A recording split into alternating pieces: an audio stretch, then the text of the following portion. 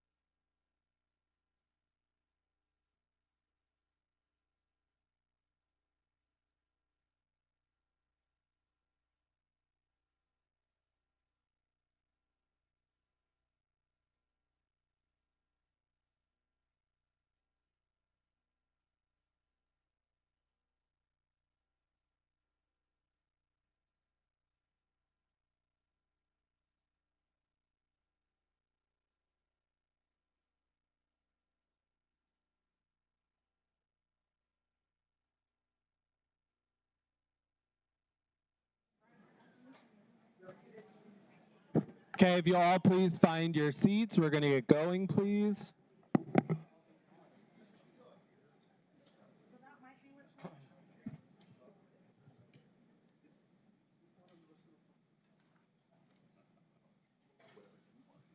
Annie's got the jokes today. Okay, good morning, everyone. Today is September 9th. We're starting a little late. I apologize. It's 9:08 a.m. and we are here at the Doña County Commission Chambers for our regularly scheduled commission meeting. First up on the agenda is going to be a moment of silence.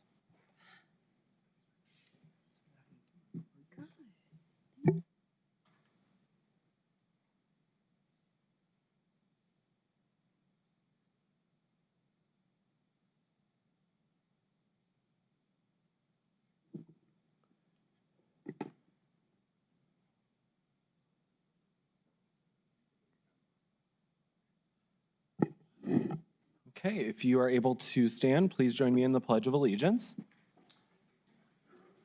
I pledge allegiance to the flag of the United States of America and to the republic for which it stands, one nation, under God, indivisible, with liberty and justice for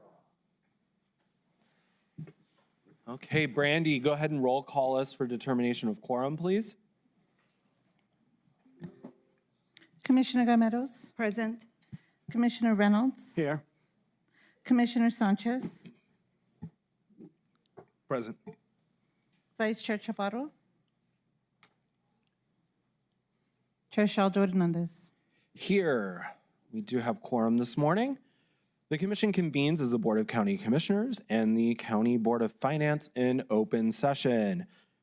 County Manager Andrews, do we have any changes to the agenda today? Good morning, sir. Good morning, everyone. No additional changes to the agenda, sir.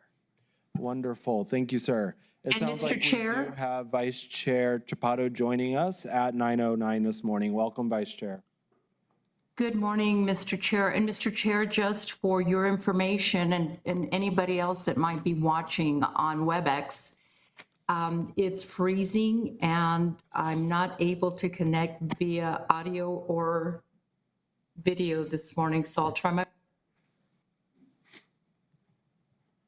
Okay, we are able to hear you, Vice Chair, but I'll make sure that one of the guys in the booth gets a hold of you. Thank you. Okay. Moving on, we do have the consent agenda first and foremost, where the board will be asked to approve by one motion the following items of routine business. And this morning, we do have items number 1 through 7. Commissioners. I'll move approval. Second. Okay, we have a motion by Commissioner Sanchez, and we have a second by Commissioner Reynolds. Commission, any comments, questions, or concerns on the consent agenda today? Seeing none, Brandy? Commissioner Gameros, Yes. Commissioner Reynolds, Yes. Commissioner Sanchez, Yes. Vice Chair Chaparro, Yes. Chair Shaldo Hernandez. Yes, motion carries. Consent agenda is approved. Brandy? Okay, I have resolution, item number 2, resolution number 2025-100. Item number 3, 2025-101. Item number 4, 2025-102. Item number 5, 2025-103. And item number 6, 2025-104. Wonderful, thank you. So really quickly, Mr. Lopez, before you kick it off for employee recognition, we do have a special guest here that has to also make it to another meeting here in a moment. We did hire and appoint a new executive director of the South Central Solid Waste Authority. His name is Mr. Jose Gallegos, and he is here today with us, and we asked him to come and join us and introduce himself. Welcome, sir. Thank you for joining us.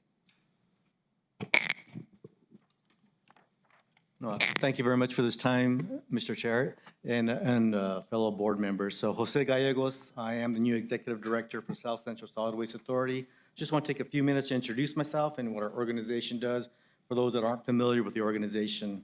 I feel like I should turn around and face the group, but okay, that's good. All right, I'm good.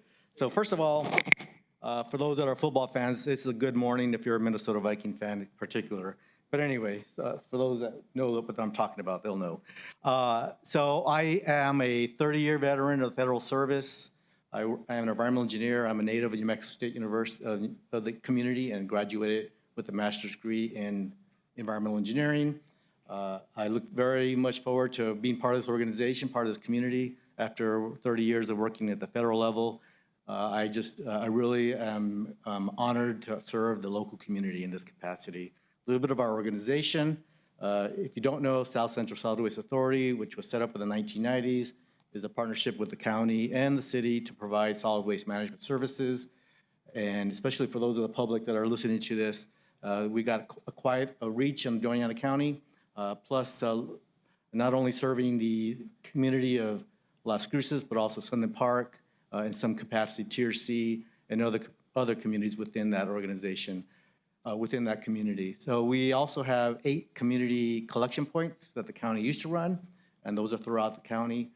We look forward to improving those services, providing top professional quality service to our residents, and make sure that we provide that in the least cost possible to those that have to pay their utility bill monthly.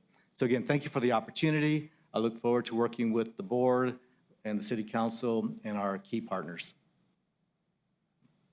Thank you so much, sir. I appreciate you coming and joining us today. Commissioners, anything? I know three of us sit on the board with Mr. Gallegos, so it's great to have you here. Silence. Oh, you're off the hook, sir. All right, thank you. Thank you for joining Have us. a good day. You as well. Next up, we do have employee recognition, where the commission will recognize Doña County employees for their years of service to Doña County. And we do have our Assistant County Manager, Mr. Lopez, here today. Good morning, Mr. Chair and Commissioners. We'd like to recognize 5 employees this morning. If the employees are in the audience, please stand and don't be shy about it so we can properly recognize you. Starting off with, from the Sheriff's Department, Mitchell Moore with 10 years. Let's give him a hand.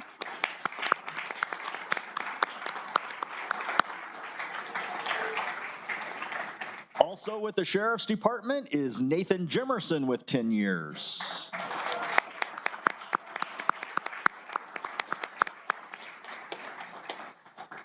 And moving over to the detention center, Noel Hernandez. Noel? No?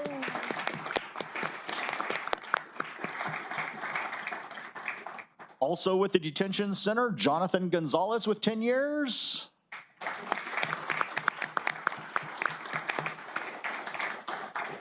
And finally, from the detention center with 20 years, Joab Puente.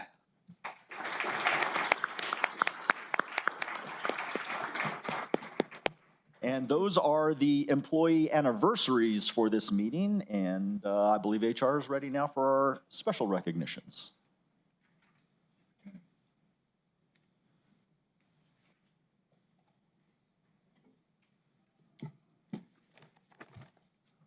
Hey, good morning, welcome. Sorry, good morning. Christina Holman with HR would like to take a moment to thank everyone that participated and nominated fellow employees for the Employee of the Month and for the special recognition for the month of August.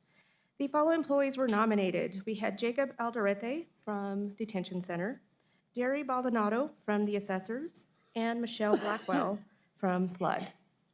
The following employees have been selected. So for Employee of the Month for Internal Customer Service was Officer Jacob Alderete. Unfortunately, he was not able to be with us today, but we would still like to recognize him. So among some of the comments that led Jacob to be selected was that he's demonstrated professionalism with processing inmates to ensure no unauthorized items are entered into the facility.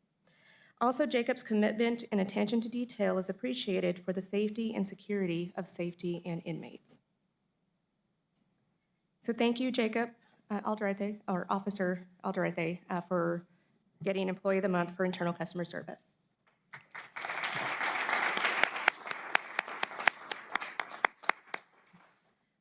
We would also like to invite Michelle Blackwell to come up.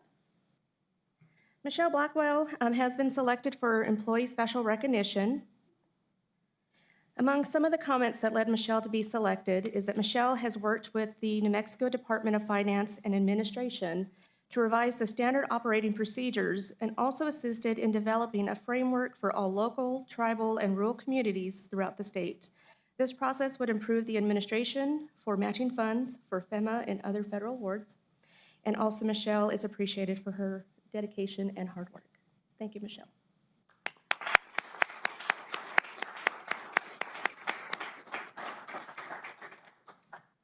And at this time, we would also like to invite Maria Rascon to come up. Maria was not able to be with us last month. She was selected as the Employee Special Recognition.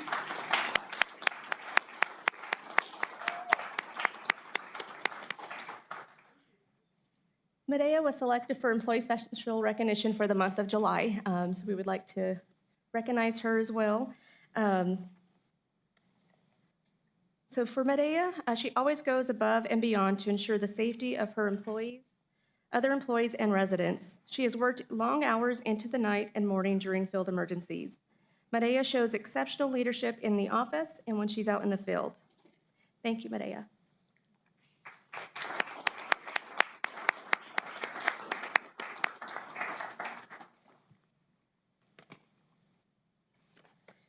And also, thank you again to everyone that participated. Employees may access the electronic nomination form, and it is open for September. Thank you. Wonderful, thank you. Okay. One moment. Mr. Chair.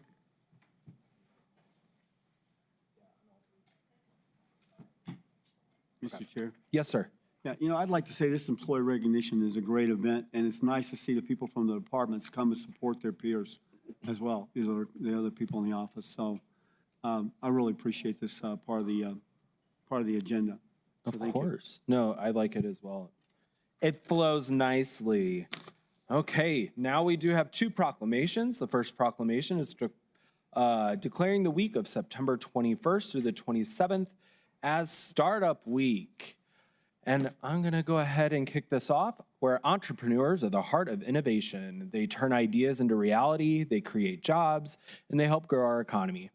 That's why, in partnership with the City of El Paso and our community partners, we are proud to celebrate Startup Week from the 21st through the 27th of this month.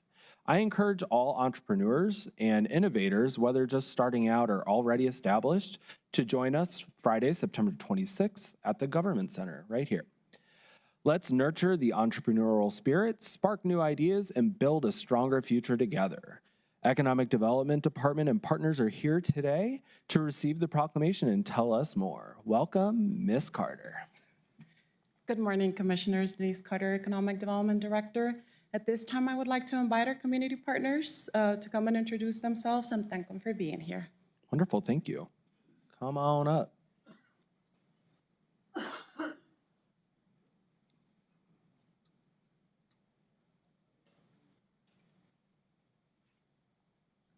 Hello, everyone, and good morning, and thank you for this. I'm Nancy Lowry, Senior Director of Innovation with the Medical Center of the Americas Foundation in El Paso, Texas. And we've been organizing Startup Week for 3 years now. And it really is a celebration of entrepreneurs and the community that support them.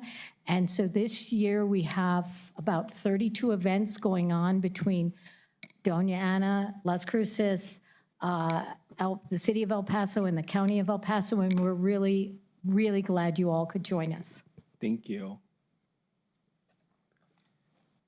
Good morning, Debbie Moore, President and CEO of the Greater Las Cruces Chamber of Commerce. If you know me, you know when the word small business comes up, I'm very passionate, and the Chamber is just really happy to be partnering in this new adventure for our entrepreneurs and the future of business within Doña Ana County. So thank you for this opportunity. Good morning, everyone. I'm Beth Williams, President and CEO of the Bridge of Southern New Mexico. We work very closely with the Chamber, and currently we are launching some micro-learning courses that will assist businesses with getting their employees certified for different skills. Thank you. Thank you. Good morning. My name is Sonia White. I am the current chair of the Las Cruces Hispanic Chamber of Commerce. I am just very honored for the Chamber to be part of this event. I am also part of the NMSU Global, and so I am just very happy to help with any community events and the small business opportunity with all of the students from NMSU and in the community. Thank you. Hello, I'm Isaac Holguin with the City of Las Cruces Economic Development Department, and we're excited to be a part of this first week of the first Startup Week here at Doña Ana County. Small businesses are the backbone of our community, and it's important to make sure that we're fostering growth for these new businesses or if they're looking to expand. So we're excited to be a part of this. Thank you. Good morning, Commission. My name is Elizabeth Teeters. I'm the Economic Development Director for the City of Las Cruces. Just Isaac took what I wanted to say, but that's okay. It's always good to partner with the county, especially helping out small businesses and entrepreneurs. So thank you. Thank you. Good morning, Mr. Chair, Commissioners. I'm Julia Brown, New Mexico Economic Development. Southern New Mexico, particularly Doña County, have long been economic drivers in this state. And it's very exciting and very productive to see the county taking its place as a leader in economic development in the region. We're happy to be participating in this first startup week and look forward to many more. Commissioners, thank you very much. I am Carlos Spada with Mesilla Valley Economic Development Alliance. Substituting for Jessica Lynn, but we look at entrepreneurs as the heart and sometimes the unsung heroes of small businesses. And with programs like Automate Up and that's just allowing these companies to thrive, to look at their employees, to get the training that they need. So we thank you for having us as part of this, this economic development. Thank you. Awesome, thank you. Good morning, Commissioners. I am Tara Winter. I am the President and CEO of the Community Foundation of Southern New Mexico. I'm really honored to stand with all of our partners. There's many of us that work not only on Startup Week, but many community projects throughout Las Cruces and Doña County. So these are your go-to worker bees that really do a lot for here in our community. The Community Foundation of Southern New Mexico has economic development grant making that we're really proud of.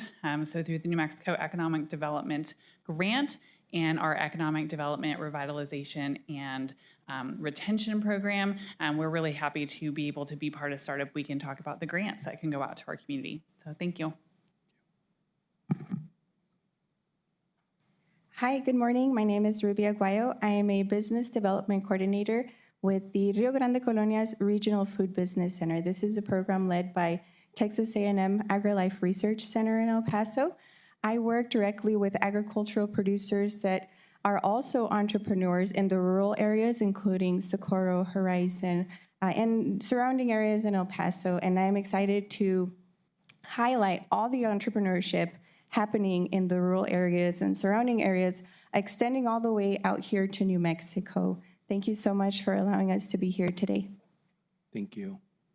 Mr. Macias, go ahead and read the proclamation for us. Thank you, Chair. And a couple of things I'd like to add in terms of what the county is doing as part of its commitment to economic development is that it's been focusing not only on the large businesses and the entrepreneurship, but also the small businesses, as evident by the direction that has been given to the Economic Development Department, which is newly formed, as well as some of the efforts under ACM Lopez to create a community kitchen at our own state fairgrounds. So we are walking that walk alongside y'all, and we appreciate y'all being entrepreneurs.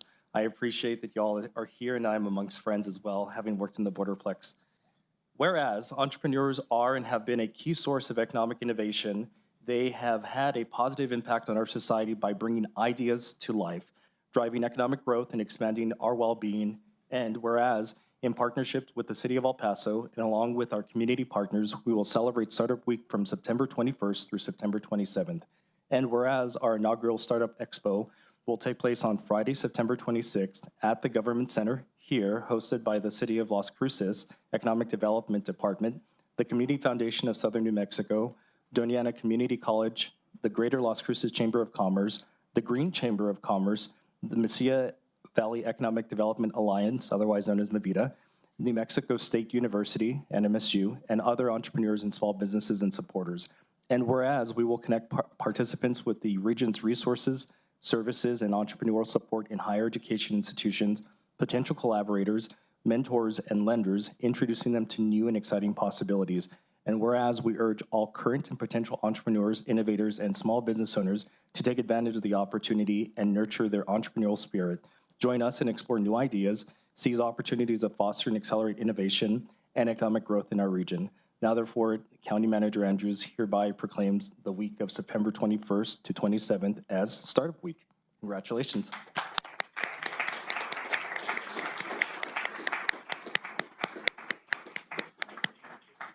Yeah, we're gonna do a picture, so if you all sit up, you can take a picture.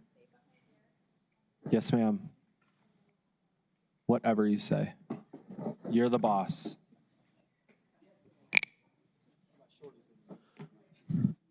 Come on up.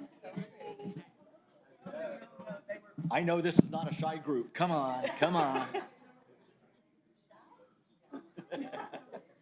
Scoot this way a little more.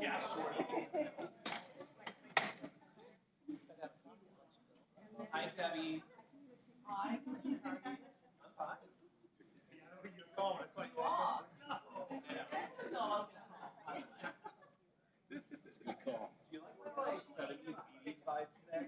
Safety first. usually wear flats for this reason.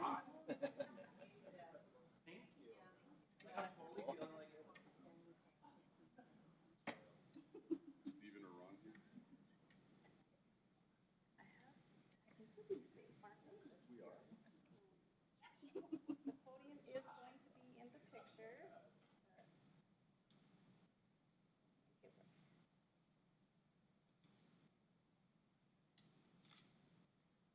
Everybody's eyes open, smiling. Say chili. Thank you. My eyes are open in at least one of them.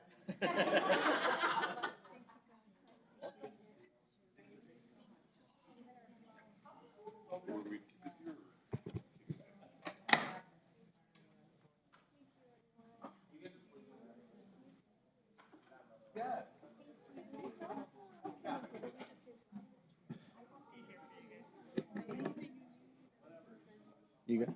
Yeah, your turn. Okay, next up we have item number 9, which is a proclamation recognizing the 30th anniversary of Paseo del Norte Health Foundation, I apologize. Thank you, Mr. Chairman. Today, we proudly honor the Paseo del Norte Health Foundation on its 30th anniversary. Since its founding in 1995, the foundation has been a catalyst for positive change across our binational and tri-state region, investing more than $266 million in programs that empower healthier lives. Here in Doña County in southern New Mexico, their impact has been transformative. On behalf of Doña County, we extend our deepest gratitude to the Health Foundation's board and the staff who have made this work possible. We proudly celebrate 30 years of extraordinary service to the health and well-being of our residents and the region. And here to receive the proclamation is Tracy Yellen, CEO of the Paseo del Norte Health Foundation and the Paseo del Norte Community Foundation.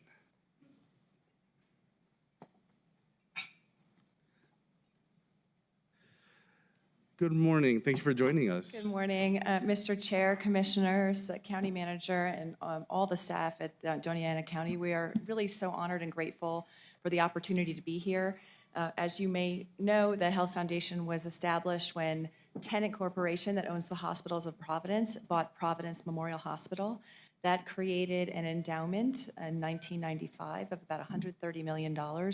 That's been invested over time and allowed us to invest in health education and disease prevention in southern New Mexico, Doña County, Otero County, and Luna County, El Paso and Hudspeth counties in West Texas, and Ciudad Juarez. And we have hundreds of partners in this county that we are so honored to work with, individuals, organizations from the county, the city, NMSU, Las Cruces Public Schools, nonprofit organizations, and individuals like Jamie Michael, Tara Winter, so many great partners who make very difficult work in diabetes, mental health, healthy living. You may remember Don't Walk, Doña Walk. 25 some years ago, it's a jingle to get people active. We want to do as much upstream to prevent disease as we can, and it takes all of us to do it. So really, thank you for the opportunity to celebrate this 30th anniversary with you this morning, and we look forward to continued partnerships. Mr. Macias, take it away, sir.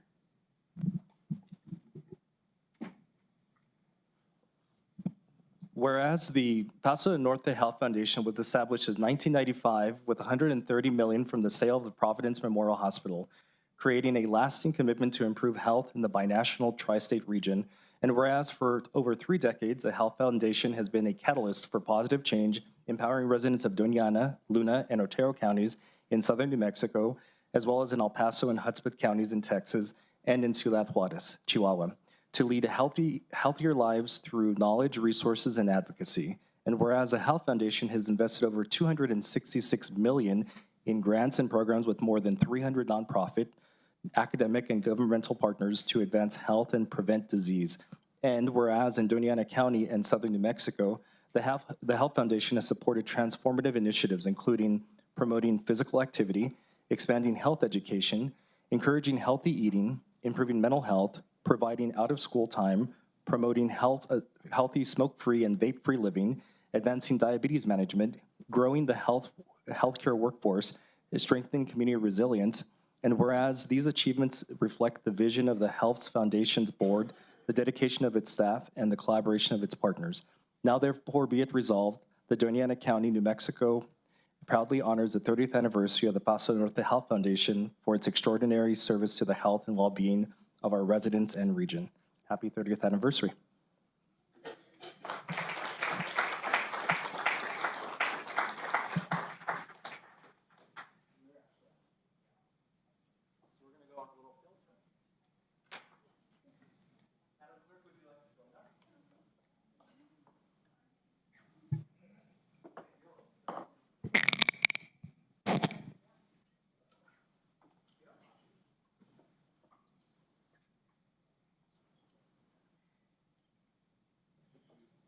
Where's Scott's shoe?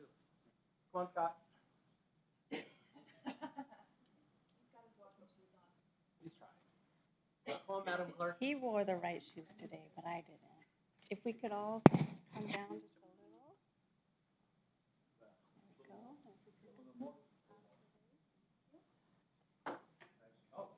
Still moving. Actually, could I have Commissioner Sanchez?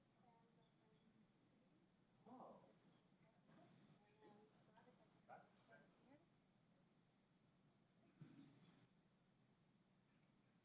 right.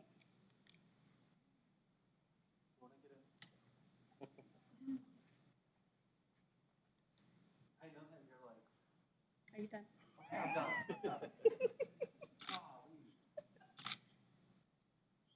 This looks good. You are. Okay, just one more for the Health Foundation. Nancy, do you want to get in the middle? I'm shorter than you. Wouldn't have missed it.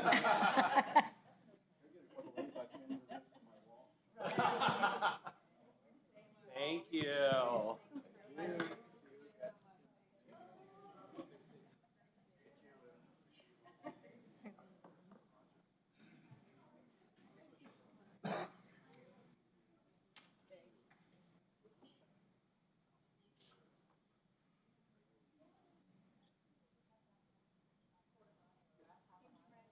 Yes, you're welcome.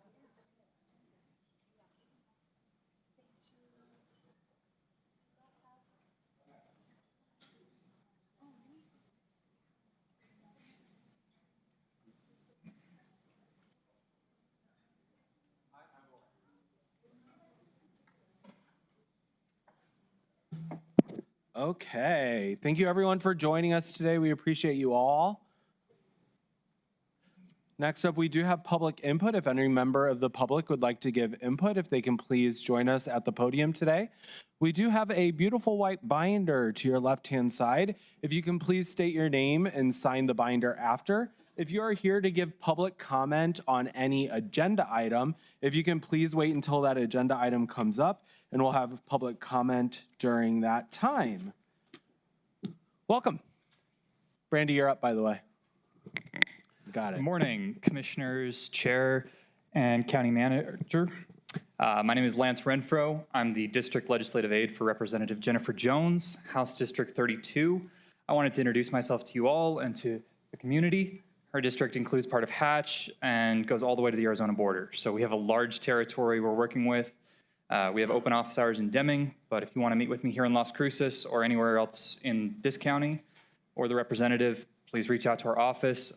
Feel free to come up to me and we can exchange contact info. Thank you.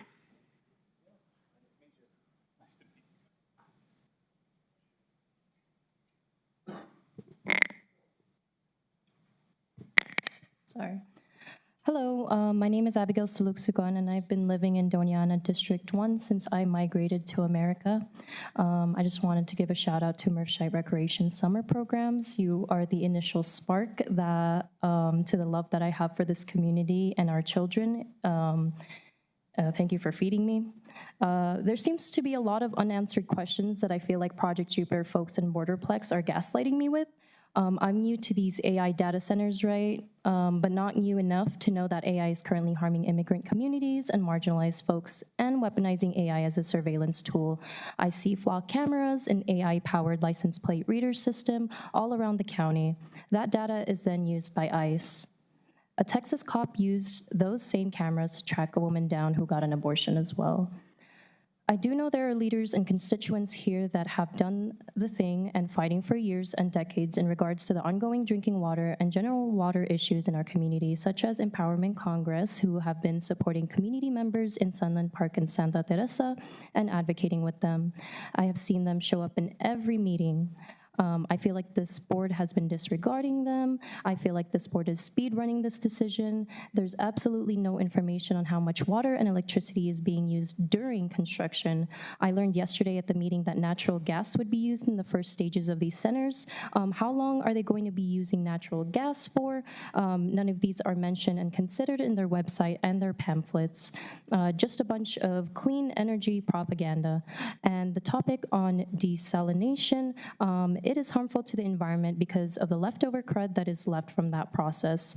Where is that crud going to be dumped? Vaporized into the air that was suggested? Underneath the water table? With all the information I have gathered from these meetings and my prior knowledge with AI, I will continue to voice my opposition on Project Jupiter, and I ask this board to stand alongside me, the many youth, leaders, and your constituents against Project Jupiter. I also ask that we can assure that every constituent will be able to have 3 minutes to speak on their comments on September 19th and not 2 minutes like August 26th. Thank you and have the day you deserve. Okay, I have 40 seconds. Project Jupiter folks can't rule out nuclear power plants because there's nothing to rule in, according to what they said yesterday. So the women that brought it up at the meeting yesterday, I see them in every city council meeting I attend. They were not able to give, Borderplex and Project Jupiter folks were not able to give a concrete answer. So I think it's a good idea to start ruling that in so that they can, yeah, talk about it. Also, yeah, have the day you deserve. Thank you.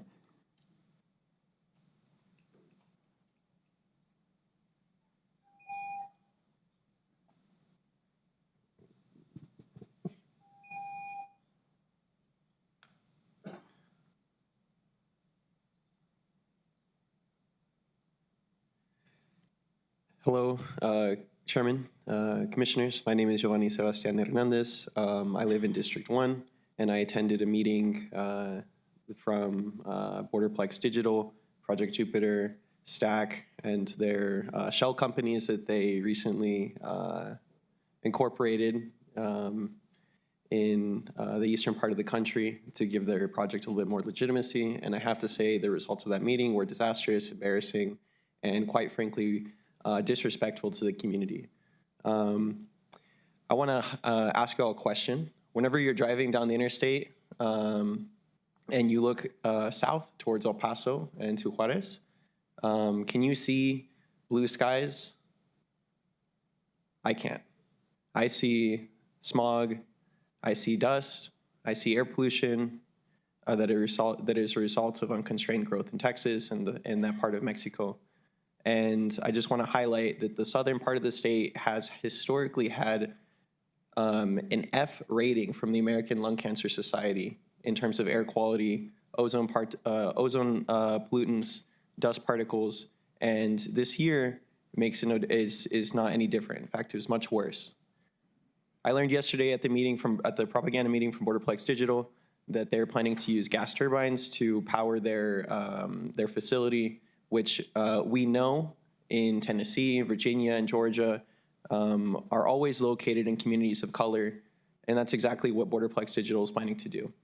They're planning to use gas turbines that will release uncontrolled amounts of pollutants into the region into the air and that will settle here because, as we all know, we live in the Mesilla Valley. This valley and the mountains that surround it trap pollutants and keep it there.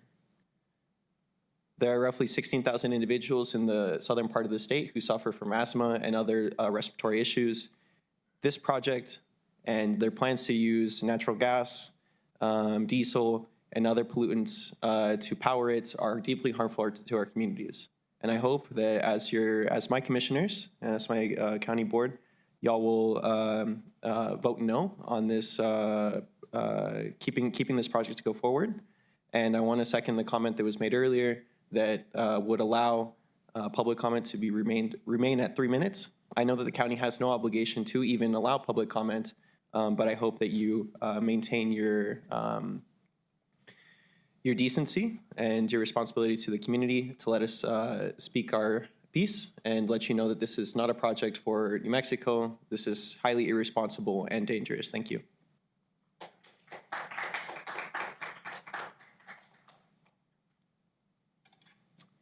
Hello, good morning, Commissioners, Chair. I'm here as well to talk about the data center. As we all know, we have had a lot of problems with the water in Sunland Park and Santa Teresa. For over 20 years, there has been problems in this area. I think that we have already, I am a Santa Teresa resident as well. I think that we have already been put through quite a bit. You know, first it was Asarco. Asarco caused a lot of illnesses as far as like cancer, lung cancer, mesothelioma, and also asbestos. Then we had the Camino Real Environmental Center, which has caused a lot of contamination in the area, as well as in our water. The arsenic from the water was another situation that we have been put through in that area as well. At least a couple of years while the arsenic treatment plants were bypassed, we were getting straight arsenic. What's the use of having an AI infrastructure if our area is not even livable?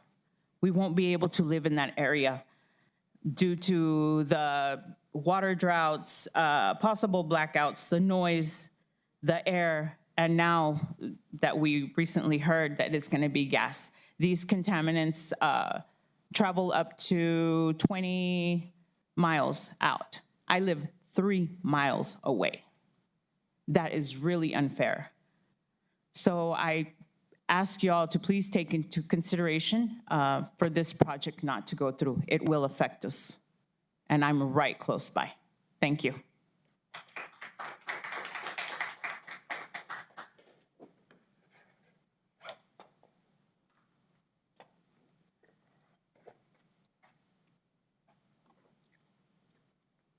Hello, my name is Jose Saldaña. Hello, Chair and County Commissioners. Yes, I have a concern also with the data center also being in there. How much water is the system going to use? We don't have any record of that or anything in writing, how much water we're going to be consuming with that data center. I'm going to piggyback a little bit on what the previous person said. I'm a survivor from Asarco, having lead on my lungs when I was younger. And we have that landfill also there. Not too long ago, they disposed 9 horses. This is just hazard for the city of Sunland Park. I'm a resident there. I've been there all my life. And we don't get any benefit off of that landfill, out of these data centers. They are proposing a lot of jobs. And it's only for construction. They get their own people from outside, and then once they're done, they're gone. I'm an electrical engineer, and I haven't even seen no drawings, no IFC drawings, no IFA issued for approval. Can we have some drawings on that too? See what they're planning on doing. It's real sad that you guys are considering and giving us this short notice, trying to pass all these bills away, passing all these laws so that they can benefit off of the rich, benefiting off of the rich, and leaving all the community in hazards once they're gone. After these 30 years, we'll be in a worse drought. We're gonna have to leave, and they make their money and they're gone. So And also they want to get exempt with all these taxes. What about business owners, small businesses? They don't get away with nothing. Why should they? They're proposing all these jobs, and once it's done, can we fine them? Can we penalize them for not meeting their quota? And also, they're using, as of yesterday's meeting, they're using a lot of water for the development there at the data center, and they're using all this public water in Sunland. It's ridiculous what you guys are doing to us. Thank you.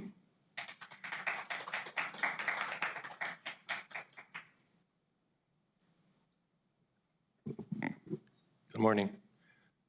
This is my second time giving public comment, and I'm nervous again, but I'm here doing it because I'm finding the courage. I'm finding the courage to speak in front of you guys and tell you guys, and I want to say thank you first off for recognizing small businesses, small nonprofits. We're them. We're the ones that build the city. We're the people that build for the state.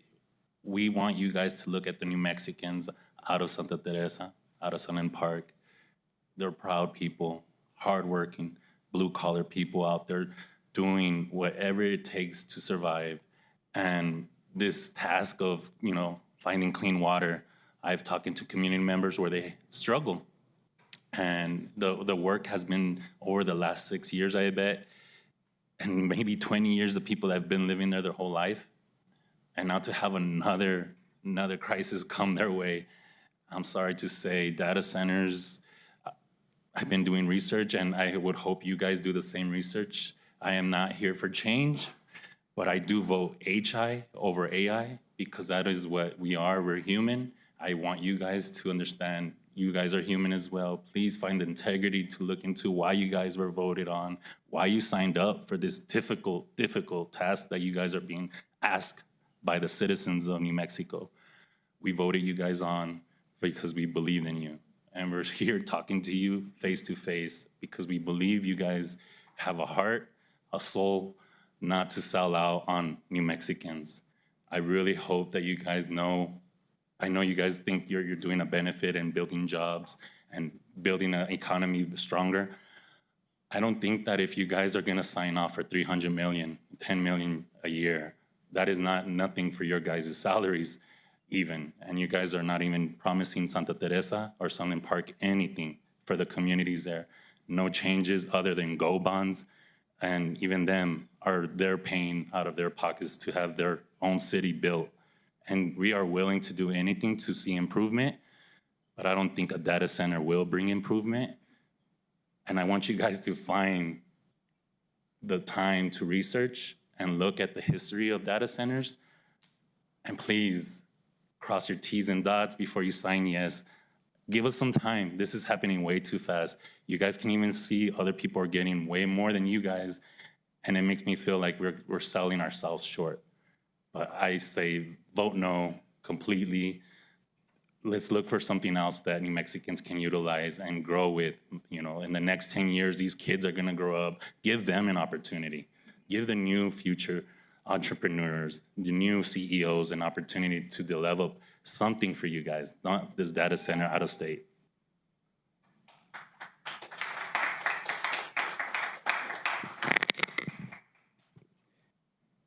Chairman, Commission, Juan Garcia. Chairman Shalho, on 26 August, you quote, "Thank me for outing you." That's completely false. I never did such a thing. I requested from you, the county manager and attorney, to correct this, but no response.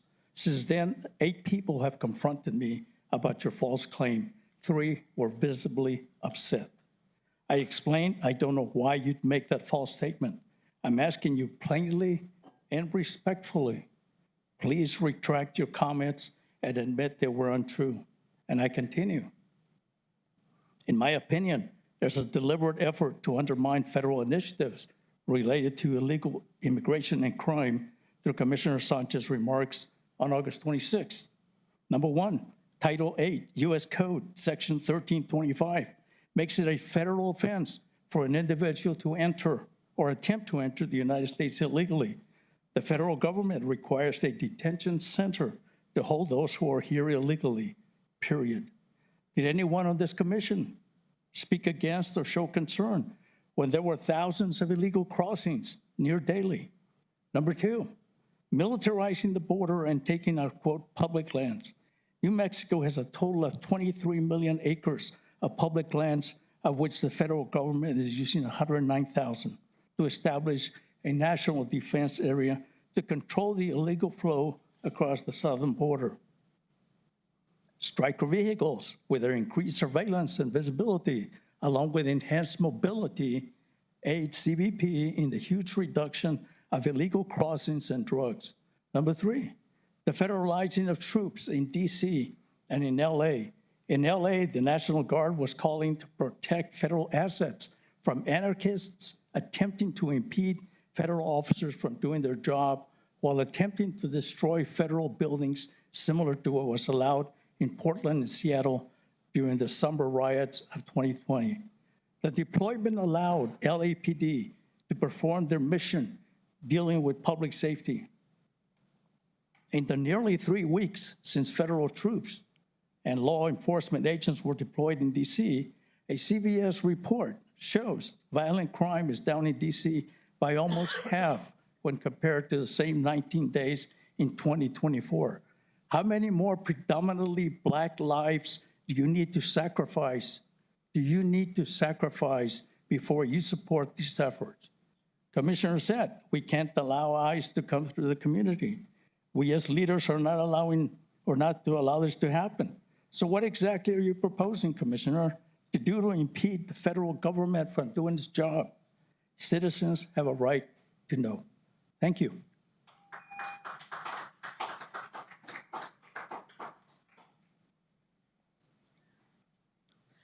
Hi, Commissioners. Good morning. My name is Carolina Valois, and I'm here to talk a little bit about the data centers.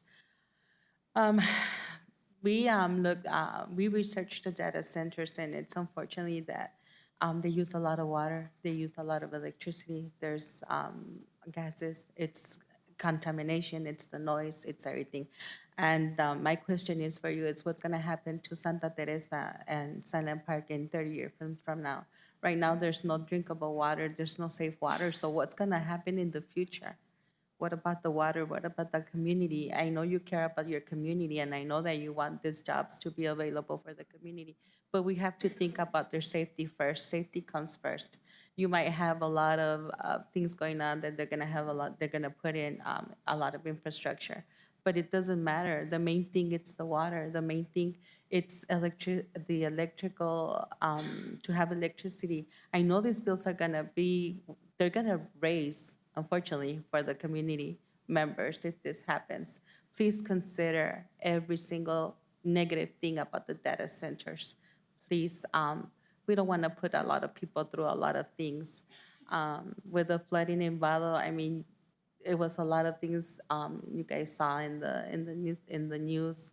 A lot of people that are suffering. Why put another community in danger with these data centers? I don't feel it right. Have it in your heart to please vote no for the data centers and think about your community. What's going to happen to the community? Think about the people that are living there. What's going to happen with them? They're not going to have anything safe there in Silent Park and Santa Teresa. So please consider and say no to data centers. I'm sorry. Thank you.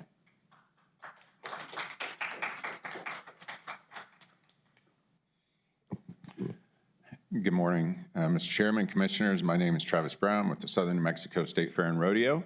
And just here to let you know, we are 2 weeks out from the start of our event, and hopefully you've already received your invitations to our opening ceremony on Wednesday, the 24th. And I would just like to extend a personal invitation from myself and the Board of Directors. We're hoping that Mr. Andrews or one of his administrative staff will be able to attend and provide some opening remarks and continue that tradition of you being a part of our opening ceremonies.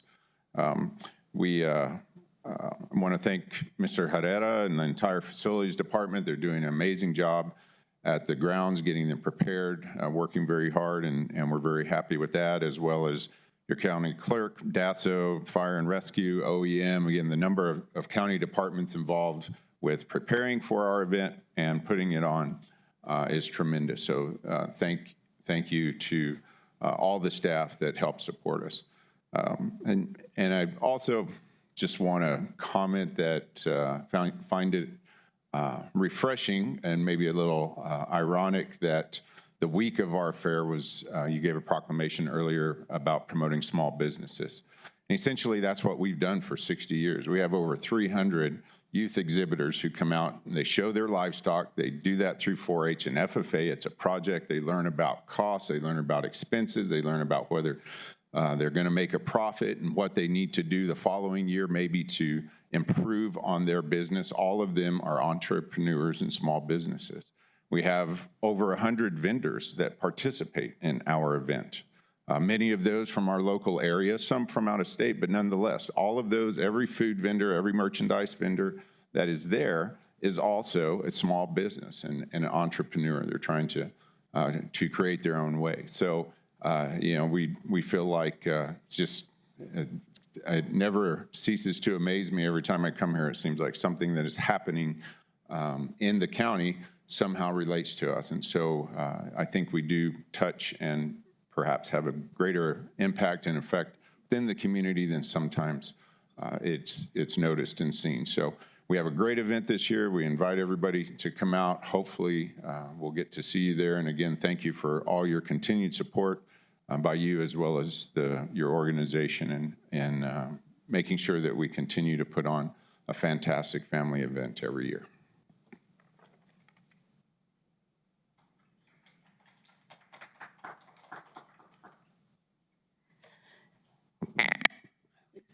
Good morning. Good morning, Mr. Chairman and members of the Commission. My name is Daisy Maldonado. I am the Director of the Empowerment Congress, and I'm here today to talk about the proposed construction of data centers and microgrid in Santa Teresa. First, let me say thank you to County Manager Scott Andrews, Assistant County Manager Jonathan Macias, Assistant County Manager Stephen Lopez, and Denise Carter, Economic Development Director. I know this team worked very hard to bring this project to the county and to the commission. And I can imagine how exciting it must have seemed as a once-in-a-lifetime economic opportunity for our region. At first glance, this looks like the kind of deal you don't send back.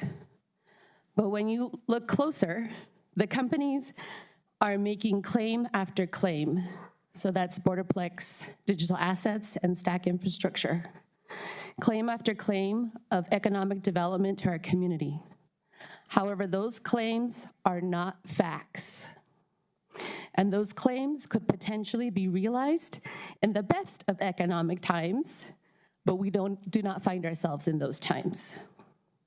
After 2 community information sessions that these companies hosted, we found out that the project will utilize natural gas for energy generation, which emits toxic fumes into the atmosphere. The closest residential community is 2 miles away. Santa Teresa High School is 3 miles away. Not to mention the 7,000 employees that work at the Santa Teresa Industrial Park. Every day in that area will be subjected to these toxic fumes.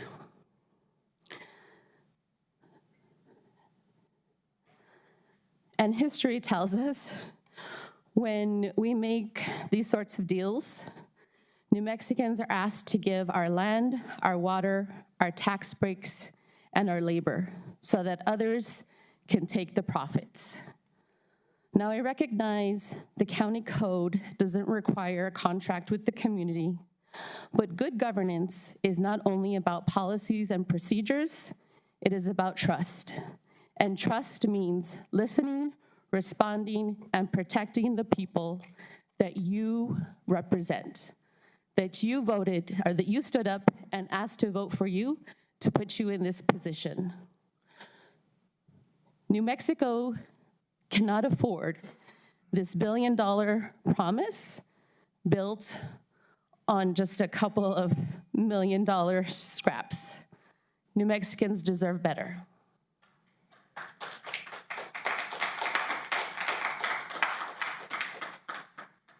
Morning, Commissioners. My name is Rob Wood.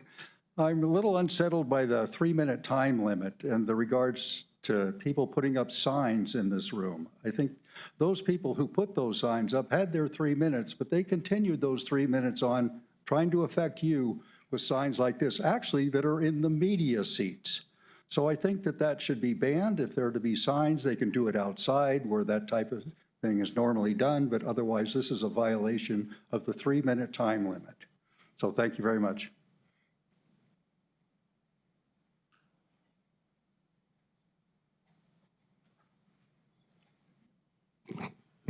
Good morning. My name's Jim Hurst. I want to speak in favor of of Project Jupiter. El Paso burns natural gas every day, making electricity. It burns it within the city limits of El Paso. So everybody down there is already breathing plenty of natural gas emissions. Businesses need energy. The best energy for that facility for Project Jupiter is natural gas. You don't have economic development without some pollution. That's just a fact of life. And Sunland Park has not developed economically over these last many decades. And the reason why is it has no infrastructure. It has no infrastructure because it has no economic development. It has no economic development because it has no infrastructure. It has no infrastructure because it has no economic development. It has no economic development because it has no infrastructure. This opportunity, Project Jupiter, that wherever Project Jupiter goes, it will have to have its own power plants and it will have to develop its own water sources. It's coming here. That's the only kind of company that could come here because they know they're going to have to develop their own energy and their own water source. So we can escape the loop, the catch-22 of no economic development, no infrastructure. This is our opportunity to get infrastructure in that area. Please do not pass it by. We can deal with the environmental problems much easier than we can deal with the economic problems. It takes something to have something. We have nothing now. Part of something is better than all of nothing. Thank you very much.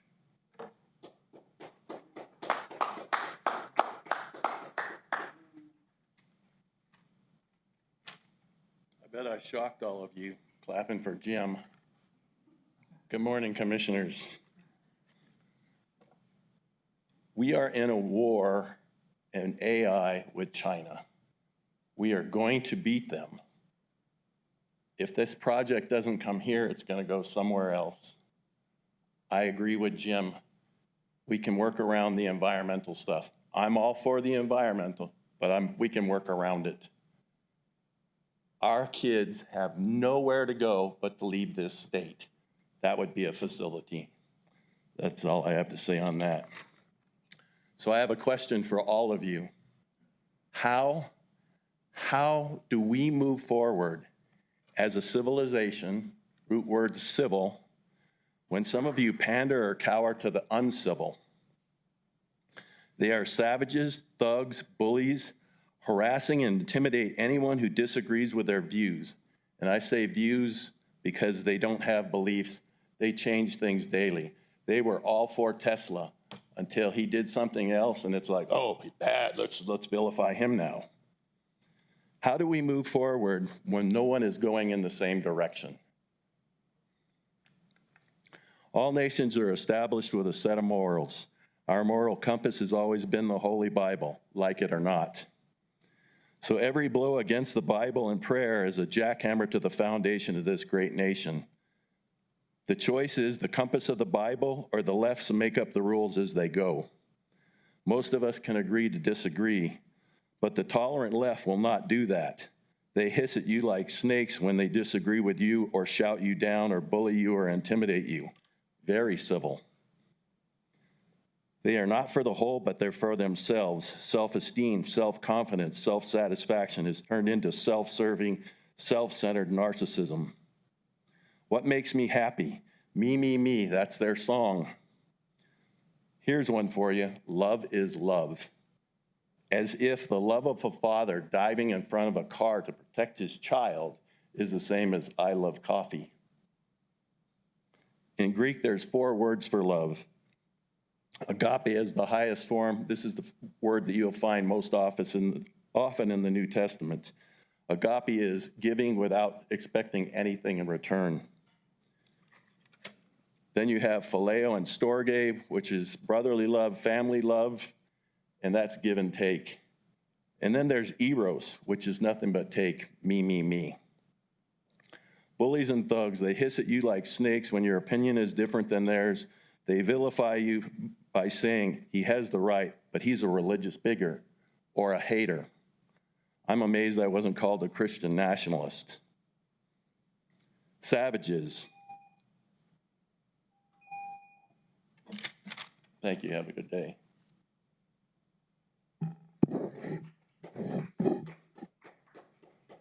Okay. Sorry, I just wanted to ask on the record if the website could make it more accessible for people to look up their district online. I know in the GIS hub, they used to have that map, but they no longer have it anymore. There's 5 other maps. So if you could make it just a little bit more accessible to look up people's district. Thank you. Mr. Chairman, would I be able to just make a quick comment, reply to that? And I know on the GIS hub and on the county clerk's website, there is a map. It doesn't say county commission districts, but if you look at the precinct map and it can zoom into where you live, it will show you, if you click on the precinct, it'll show you your New Mexico House, Senate, county commission district, PRC, PEC, so that you can find what commission district you have there who represents you. Mr. Chair? Yes, of if course. I may. Madam Clerk. A really probably easier way might be to head to nmvote.org. There's a voter portal, voter information portal. If you put your name in it, it will show you, without having to look at a map, very specific information connected to your address. Thank you, Mr. Chair, Commission. Thank you, Madam Clerk. Yeah? Good to go? Pardon? I was asking if I was good to go. Yeah? Okay, awesome. Good morning, Board, Mr. Chair. My name is Casey Hubden. I'm a resident of Doña County and a staff attorney with the New Mexico Environmental Law Center. Now, y'all already know we have our concerns around Project Jupiter, but what I'm actually here to speak with you guys about today is a separate issue about the misconduct by Commissioner Shannon Reynolds that placed community members of Doña County and the state of New Mexico in harm's way, and their safety was placed in danger. On Friday, September 5th, Commissioner Reynolds made a public post listing community members' names and personal information, all because they submitted a public comment to the board in opposition of Project Jupiter. Commissioner Reynolds even went as far as to put a community member's full home address and contact information online. Acts of intimidation will not be tolerated. Posting public information and personal identifying information is an act of intimidation and infringement on community members' rights to free speech, their rights to petition the government, and their right to participate freely in public processes. Acts like doxing, as Commissioner Reynolds has done, essentially puts community members' lives in jeopardy. It's been known that doxing causes, over time, acts of political violence against community members who speak up and out against projects like Project Jupiter, topics that are of contentious matter, like Project Jupiter. Not only did he put community members' safety in jeopardy, but this is also a borderland community. And by what Commissioner Reynolds did, he has also publicly exposed community members' names and put them at risk of targeting by immigration officers. Acts of intimidation infringe upon community members' rights to freely participate in public processes, no matter where they live. Commissioner Reynolds says that it's because these people are not from Doña County.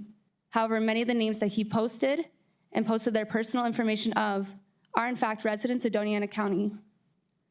As a longtime resident and elected official of Doña County, Commissioner Reynolds should know better, and arguably he did know better. But he chose differently on Friday, and he put community members' safety in harm's way, all because they wanted to make their community voices heard in a public process. Thank you.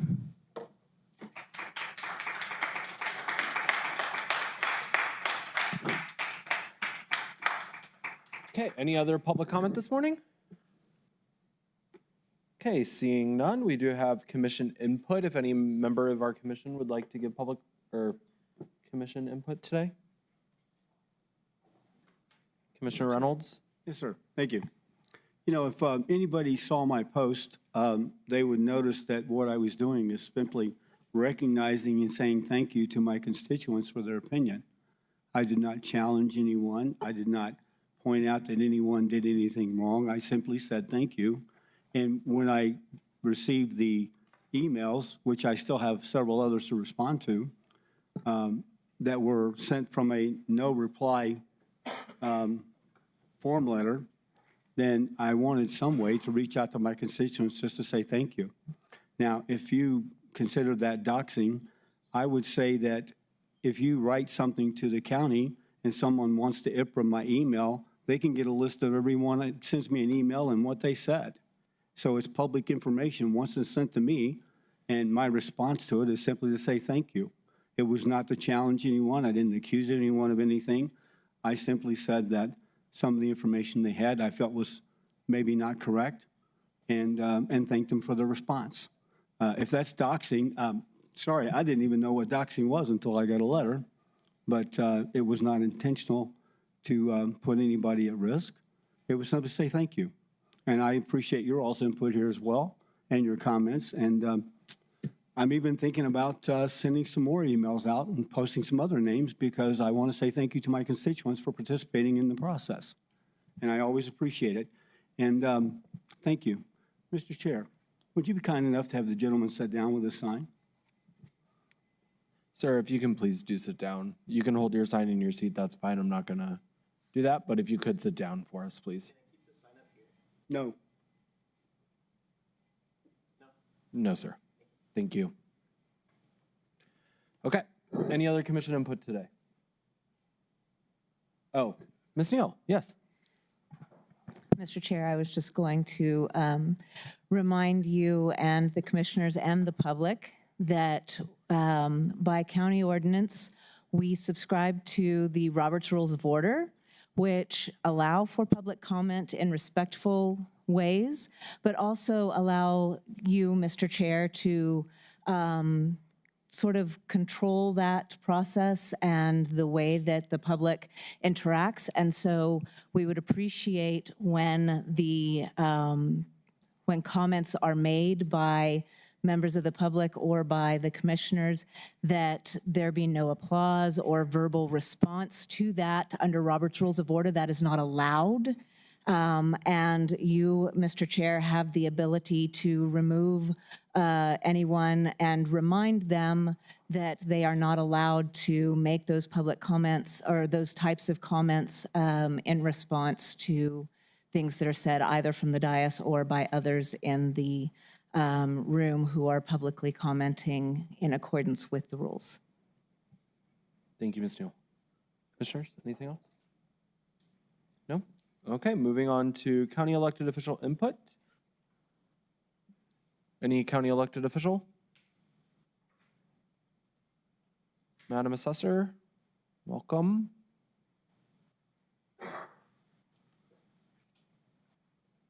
Good morning, Chair Shelter Hernandez, Commissioners Reynolds, Sanchez, and Gameros, Gina Eugenia Montoya Ortega, Assessor here at Doña County. Just wanted to inform the public that currently we are having issues with where a customer could go to our website and review their property record card. This is due to a current upgrade that we had with our CAMA system, and they are working to correct that. We're just not sure how long that will take. However, on our assessor's website as well, you still can pull up your property record card. And if anyone has any questions on how to do so, please don't hesitate to reach out to our office. As I've said many times, we are here to help. Just wanted to give an update as well. Our appraisers, our residential appraisers are currently working on new construction and permits. Our commercial appraisal staff is working on preparing for our protest hearings. That will be October 6th through the 10th, and that consists of commercial properties, land, vacant land, and multifamily. Title is currently working very diligently on, they're averaging on approximately 600 to 800 deeds a month. So they're in the process of conveying those on a daily basis, working very, very hard. Our GIS department is currently working on COEs, splits, and subdivisions. Once again, I've always told the public, if you have any questions, please don't hesitate to reach out to our office. A lot of times you might not agree with what we have to say, but we are here to help and try to make life a little easier. Thank you. Thank you. Any other public or elected official? Seeing none, we'll move on to staff input. Thank you, sir. We have our lobbyists on the line now, Randy and Ricky Lee, for an update, and then we'll have one quick update after that from our HR Director, Meg Haynes. Welcome, Randy. Oh, and Good Ricky. morning. Hello. Good morning. Good morning, Mr. Chair, members of the commission, and Mr. County Manager. Is everybody able to hear me? Yes, ma'am. Great, thank you so much. My name is Ricky Lee Chavez. I am your contract lobbyist. Thank you for making an accommodation for us to appear electronically this morning. With regard for a brief legislative update, the governor has announced that a special session will be called on October 1st. The special session is going to be around federal funding shortfalls and rural hospital access. We right now do not know how long the special session will last. Special sessions in New Mexico are called under our Constitution at the pleasure of the executive office holder. And when those special sessions are called, the executive, our Governor Michelle Lujan Grisham, has the authority to set the agenda. And so that is what we will see at the end of this month.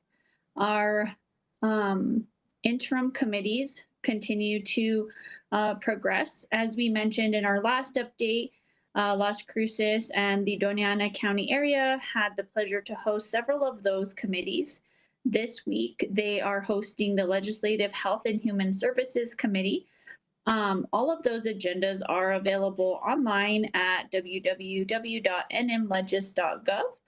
And the special session did have some, there was a dialogue about the special session that happened earlier this summer that had a little bit of a different agenda from what we have heard in the press release from the governor's office.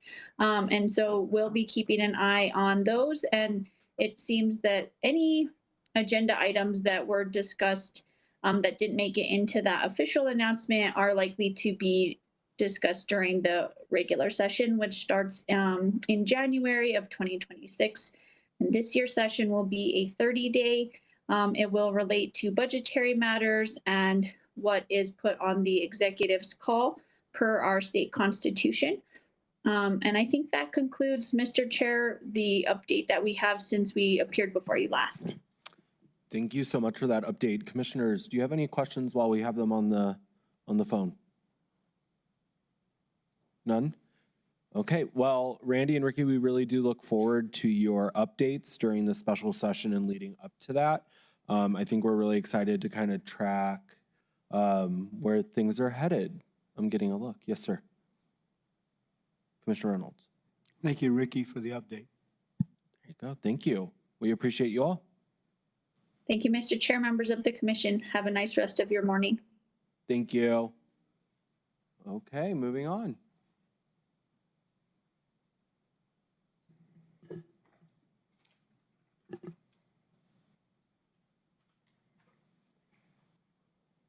welcome Ms. Haynes.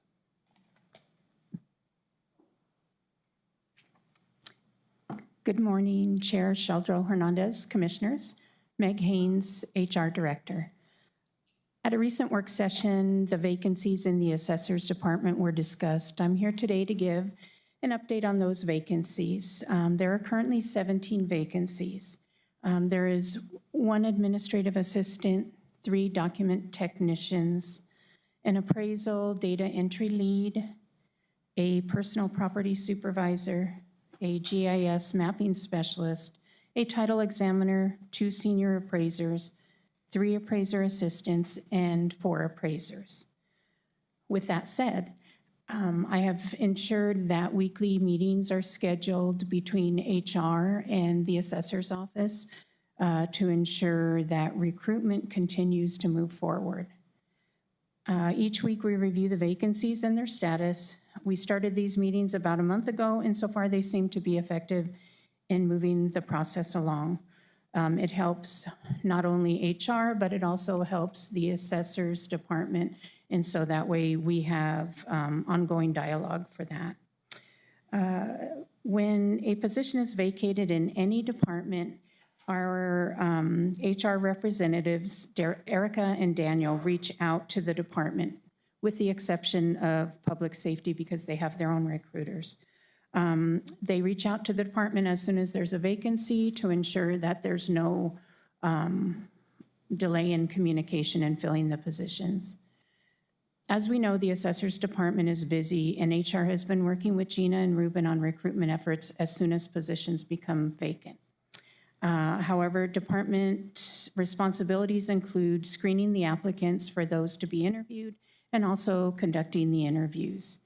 HR reaches out to the department, in this case to the assessor's department and to all departments throughout the process. The areas that can slow down the process to fill positions are inadequate applicant pools. That does happen. Sometimes we do not have any qualified applicants or very few. It could be departments aren't screening and holding interviews in a timely manner. And it could be also delayed communication on either party, either the department or HR. It was mentioned during the work session that pay may be an issue. However, the recent change in the pay plan for unrepresented employees will help if this is an issue. HR reviews positions, and if there are issues obtaining qualified applicants, we work with the department to determine solutions. For example, the senior appraiser, as was mentioned at the work session, they've been typically hard to fill for those positions. So we are in the process of advertising with a hiring incentive. With most of the other positions, delays in completing the processes have been an issue with filling the positions. Sometimes it is the, it could be like I said earlier, it could be the delay in screening for the department and or holding the interviews. HR has had conversations with Gina on reviewing their positions and ensuring there is enough space between positions for adequate career ladders. We will also be working together to create internal training for future promotion opportunities. So as our offices continue to work closely together, I feel that these vacancies will be filled. We will also be looking at a way to ensure that internal candidates have training and or opportunities to apply for those vacancies. And I do have the numbers on vacancies, how long they've been vacant, and what has transpired in between, but I don't want to take up all your time this morning. I just wanted to give you a brief update on where we are on filling vacancies since it was brought up at a work session. Thank you, Meg. So just to kind of just briefly go over that, 17 current vacancies with weekly meetings, but I just checked and there's none posted so far on our website. Do we know about an ETA on when things will be posted? Yes, some of the positions have already been posted and closed. Okay. And then At our meeting last week, we should have, I left those notes in my office, but we should have 1 or 2 positions posted this week based off of, I think it's the senior appraisers because of the hiring incentive. We're in the process of finalizing that memo. And I believe the doc tech was going to be posted. Additionally, the appraiser or the assessor's office has given us a draft of an appraisal data entry lead job description, so we should be able to get that finalized and then have that posted too. So there is movement on all positions, and with our weekly meeting, we're ensuring that nothing is getting left behind. Okay, perfect. I do appreciate that. I know that you all did a lot of work with the sheriff's office to get them fully staffed a couple years ago, and that was a huge concern of ours. I know that when we challenged the sheriff to staff, we got full staffing and 100% compliance on that. So I'm really hoping that we can do that in the assessor's office to make sure that we're meeting the community's needs. So thank you on your work. Thank you for your staff on their work on this. Commissioners, any other thoughts or questions? Thank you, Meg. I appreciate you. Thank you so much. Thanks, Meg, and that is all for staff input today, sir. Awesome. Thank you, sir. Next on, we do have commission-appointed board report backs. If any member of the commission had any board meetings, I'll go ahead and kick it off. We did have our animal services meeting. We have been having regular meetings on the executive director position that has been open since the beginning of the year. They did put out the posting. They are actively recruiting for that role. And I know that the animal services really does hope, that board hopes that we can get a executive director appointed here pretty soon. I think that process is finally moving in the right direction. That's really all I have to say at the moment on board report backs. Any other commissioner? Mr. Chair, I do have. Yeah, of course. Go ahead, Commissioner Gometos. Thank you. So yesterday at 5 o'clock was a CRUA meeting, and the board, we did approve for a development agreement with 2 developers, and it's to design, construct, and manage a 1 million gallon expansion to the north wastewater treatment plant, cell number 2. The developers, they propose to fund and construct that plant. It's trying to get here the logistics. So the developers are going to pay for the construction, and they're going to pay for the capacity used, and it's paid for the project management as well. They, of course, will be providing that funding and managing that construction. And that's all I have. Awesome. Thank you, Commissioner Gometos. Yes, Commissioner Reynolds. Yeah, we are having these meetings to talk about the GO bond and also the Project Jupiter with the in the communities. And we've had a few meetings, and I understand that there are some people who are, when they're not speaking, they're in the audience yelling and making noises like, booing. And actually, I think that's kind of counterproductive to the process and also somewhat disrespectful. And I appreciate everyone having an opinion and speaking when it's their turn and having an opportunity to voice their opinion. But to harass someone else while they're trying to speak publicly is actually not only rude, but it's also disruptive and potentially dangerous to the audience and the people speaking. So I would appreciate it if in all of our meetings in the community that you would remember that your voice is important and everyone else's voice is important, and be respectful while they're speaking and allow them to have their opinion. And if you have your opinion, you get up and speak when it's your turn, but please don't harass by yelling at people from the public and from the seats. Thank you very much. Okay, thank you, sir. Okay, with that being said, we'll move on to presentations this morning. We do have 2 presentations. The first, This is going to be Jeff, our IT Applications Program Manager, with a overview and current updates on Workday. Welcome, sir. Good morning, Commissioners. Chair morning. Shalja Hernandez, thank you for having me. I realized that it's actually been about 10 months since I've presented on the status of the ERP project, which is now the Workday project, since that was our chosen system. So let's have a look. So I want to start by just talking about the team that is working on this project and a little bit of the history behind it.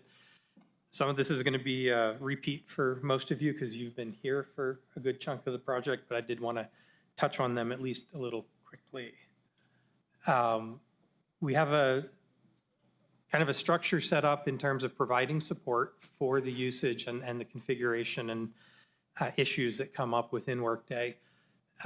We have a steering committee which consists of the directors of the 4 key departments. Those would be finance, HR, treasurer's office, and IT.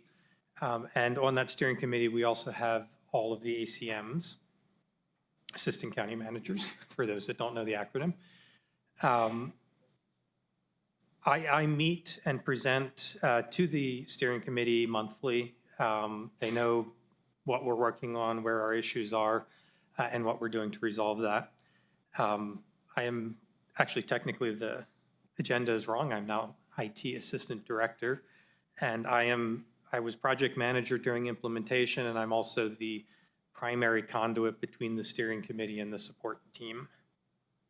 And so we have people from within IT, within HR, within finance, and within treasurer that are working on the system and providing support. And I could list names, but I just want to shout out to all of them. They've been doing an absolutely excellent job. I'm really proud of the work that we've been doing. Our responsibilities really break up into 2 sections. One is supporting what is already in existence, finding issues, fixing them. I'm not going to read through the whole list. The other half of what we do is we look for parts of the system, things that aren't working well, and what can we do within Workday? Can we reconfigure it in a way that does our work for us better and makes us more productive? And again, I'm not going to read the whole list. Just a little bit of history. I was actually really surprised when I was making this slide. We actually started in 2020, September of 2020. So it's been a 5-year project at this stage. Now, the first few years we're actually selecting the product before we started implementing it.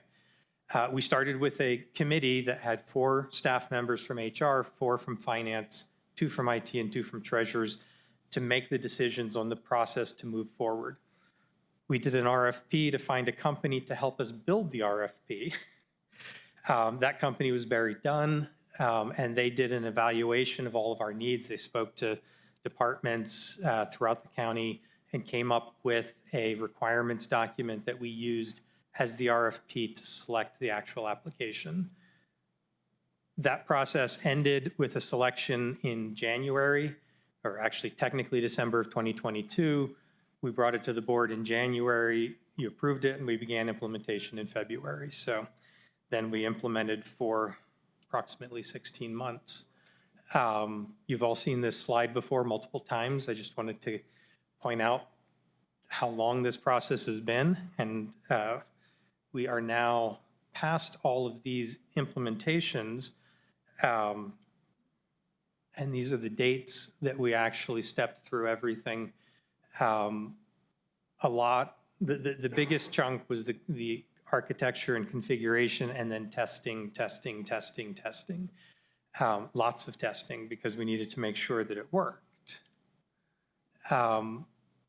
We put together at the very beginning of the project, I didn't mention this, but it was on the slide, we had a strategy sessions with our key stakeholders, our directors, our assistant county managers, to come up with what we expected to get out of that project. Most of those goals are listed on the right-hand side there, and you can see they've been tied to strategic initiatives, the main one being a quality, strong administrative backbone. That's really what Workday does, and it's its primary function. However, it also provides transparency into the process, and it helps increase our staff's digital literacy, our ability to get things done using the technology that we have. So I wanted to call out a few major accomplishments from FY25. The obvious one is that we actually did launch on, we started timekeeping on June 16th, but the application went into production on July 1st, the beginning of FY25. We had 25 work streams that were setting up different sections. We had 3 technical resource roles for data conversion, for integrations, that sort of thing, and then 3 administrative resource roles that were, project manager, testing manager, things like that. We also got some significant assist from some staff within the HHS department, facilities and parks, and the sheriff's department, and I want to thank them for the efforts that they put in on the project. We launched on time. That was a huge accomplishment, but it wasn't perfect, and that's kind of standard with these sort of things. The goal is to launch and then fix all of the problems once it's actually in production. It's taken us a little longer to get that done than I had initially hoped, but we're really getting close to a fully functional system. There's still some small bugs that we are working through, maybe 1 or 2 large ones. Some of the benefits of moving to the new system is we've been able to replace multiple systems, Banner, Workforce Dimension, iSIMS, Asset Panda. Plus, we had a lot of internally developed software that we were having to maintain ourselves that we could walk away from now that Workday could take care of that for us. The system provides electronic distributions of pay stubs, W-2s, and 1095s. It has a built-in mechanism for open enrollment, which was very successful this past spring. ACA reporting is like 1,000 times better than the way we were doing it under the previous system. That was a huge win for me because myself, Christina, and Matt were the primary people that were making it work in the old system, and now Christina does it with a click of a button, which I love. And we've got much more transparency to the processes. We can see workflows. We can see where things are getting held up. We can find problems and fix them because it's all visible within the system to us. So jumping on to the next big success is post-implementation, we added a new feature to Workday called advanced scheduling. This was done with the detention center, and it was done specifically for the detention center. The core scheduling within Workday didn't really suit their needs for their scheduled overtime work or their biannual shift bidding. So the detention center plus IT helped on the implementation of this, and I want to do a huge shout out to Tim Barreras within the detention center. He did an amazing job. He completed a 4-month project in 2 months, and it's working for them. And they're very happy with it. The next step, and this is actually beginning a little later today, is phase 2, which is going to be implementing the biannual shift bidding. So I think that's been a huge win. We also did a lot of work. When we went live, we found that the recruiting process had a lot of, that was set up within Workday didn't really meet our needs. So HR has up till now been using the beginning of the recruiting process and the ending of it within Workday, but have been doing manual processes in the middle. Another huge shout out, Sean Spain with the HR department did an amazing amount of work on this with our contractor AVAP. We were able to process the system end to end, so it's now in production and it's functional. And one of the big things is the process for recruiting and hiring for public safety departments has some significant differences from the rest of the county. And so that was a big part of what Sean and the AVAP contract staff were working on. And that's been, I think, a huge success. We don't see it yet because it's just starting to get used, but the process will be end-to-end within Workday. And so we'll have full tracking and reporting on everything within that process. Okay, I just wanted a couple slides on our performance. This is just from go live July 1st to the end of FY 25, which would be June 30th, 2025. We closed 1,270 Workday-related tickets. That to me is just blows my mind, because if you actually start doing the math, 365 days a year, that's about 4 tickets a day, even including the days that are not work days. So we did this amazing amount of work there. 201 tickets closed from the Sheriff's Department, 186 from Finance, 97 from HR, and all the way down the list. So I'm really happy. For a long time during post-go live, we were running a ticket count of 60 to 65 open tickets at any particular moment.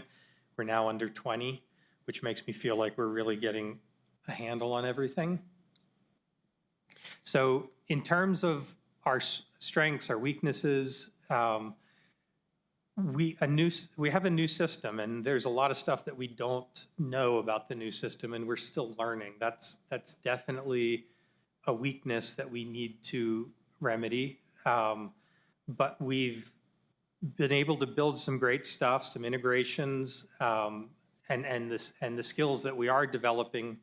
And our team, honestly, is a strength. Our team is really good. I'm very happy with everybody on it and the support that we're being able to, get things done. Do we have threats? Yeah, the biggest threat to me is sticking with the processes that we had before Workday, because, well, that's the way we've done it before. I think we're being able to get rid of that. We're moving past it and finding that there are better ways to do things. That's a slow process. It doesn't happen all at once, and it wasn't completely finished by go live, which means we're still working it. And in order to deal with those threats and weaknesses, we do have plans. So the staffing issues, we're reviewing positions, making sure that if we're hiring people, they have the right type of skills to be able to work within Workday. We're doing staff augmentation through Robert Half to bring on contractors that can help us in certain areas. We have 2 that are working with finance staff right now in terms of completing the period close and getting working on our audit. Knowledge, we've taken courses. We have still some training credits that we can use. So if a staff member needs better knowledge of a particular system, we have the ability to give them training on that. Turnover in finance has caused, obviously, some issues. Finance has lost a number of people recently, but we have some new hires that seem to be excellent with the month or so that I've worked with them. So I'm really optimistic that that's not going to be a long-term issue. Then in terms of the fact that we have these legacy setups that we really want to turn into something that's more adaptable, is we're going back, and I mean, that was exactly what happened with the recruiting project. It was going back, looking at what we set up and finding the best way to match what we need with how Workday is supposed to function. And we're also working on, documenting our procedures. IT is, I know finance is, I'm pretty sure HR is as well. And that documentation, a lot of us, we had it on our previous systems, but the new system is so different that it requires a little bit of change. So what are we planning for FY26? I have 3 listed here, so let's go through them quickly. Stabilizing operations. So this is what I was hinting at a little earlier. When our implementation contractor suggested that usually it takes about 3 months post go live to stabilize everything. It's been a little bit harder for us. We're a smaller organization. When I went to a Workday conference a few years ago, I didn't see any organization that had the staffing level that we had. Everyone was twice the staff count or higher. I think that it made getting certain things done a lot harder for us. And it means that it was harder for us to get to the point where everything works the way we expect it to. And we're still not quite there. Our asset process is broken, and I've been working with the finance team on that, and I'm hoping that we'll be able to rebuild that process by the end of the fiscal year, or sorry, by the end of the calendar year. Finance accounting has had some issues. Again, there's been turnover related to that. And we had difficulty closing periods early on. It looks like we've gotten past most of that, but we need to just keep an eye on it, make sure it doesn't break on us or that we keep moving forward. Working on new integrations, which I'll talk about in a moment, and then the security review. The security setup works within Workday, but I think IT, as the primary people that are maintaining and working with the security setup, we've seen some issues that we'd like to do a review of all of what's been set up. So that's going to be planned for this fiscal year. So new implementations, I hinted at this a moment ago. Phase 2 for advanced scheduling, go live date is projected to be October 31st. They're getting started today, literally. We de-scoped a couple of integration, or actually 3 integrations that we want to put back on the plate and get them done this year. And they're all accounts receivable related. So payments that are taken in systems that are not Workday. So the Cassell, which is the utility system, Clarity, which is the new land management system that community development uses, and the County Fusion, the clerk's recording system. All of those systems take payments, and we want to integrate that directly into Workday. We were also working on an integration with Procore, which is a project management system. Usage of Procore is not in full swing yet, but they do have a Workday integration, so there's certain pieces of that integration that we'll be building this year. And then we're looking at any other county initiatives, such as the Vantage Circle that has been set up, the what is it called, Achieve It? I forget. We've got a number of systems that we're looking at additional integrations on. And then the last one is training. That means both training for the support staff, making sure that all of our people are knowledgeable. That is a big issue when we have turnover. We have to train the new people. But we also want to build better training. We did a whole lot of training for Go Live, but we need to revisit that and find the areas where additional training needs to be done. IT has a training person, forget his exact position title, sorry. But Daniel Mowry is working on building additional trainings, and HR has a training staff member who's also working, Nathaniel, I believe his name is. So with that, and I'm sorry if I sounded like I kind of speed rushed through that, but if you have any questions, I'm more than happy to answer them. Thank you so much, Jeff. Great presentation. Commissioners, any questions? No? No, I think we appreciate the update. I'm excited about Cassell. I know that's something that we were asked about on the South Central Solid Waste Authority. So I'm glad to see that still in the plans for later on. So thank you, sir. That one we're actually meeting with the contractor tomorrow to get that started. Awesome. So, thank you, commissioners. I appreciate your giving me the opportunity to present. Thank you so much, sir. I appreciate you. Good job. Okay, next up we have an overview of Colonia's windshield survey data collection project. HHS Director, Ms. Michael, welcome. Good morning, Commissioners. Jamie Michael, County's Health and Human Services Department. I'm excited to provide you with this information today, and I am joined by our partners at Burrell and NMSU, along with the Doña Wellness Institute.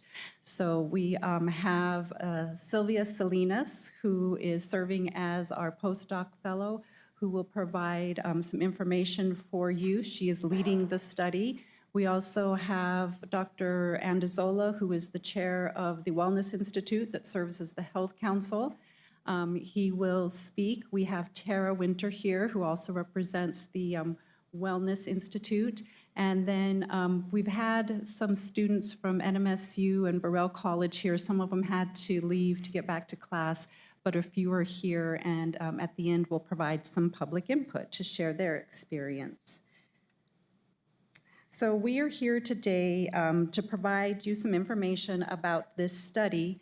We're in the middle of the study. We don't have any of the results yet, but it's important for everyone, for you all, and I think the other directors to know that we're doing this because it directly links to our strategic plan. It overlaps with the vital conditions, and it is a great starting place for a needs assessment and a way to gather information so we can make data-driven decisions, and so we have some baseline metrics on the work that we're doing.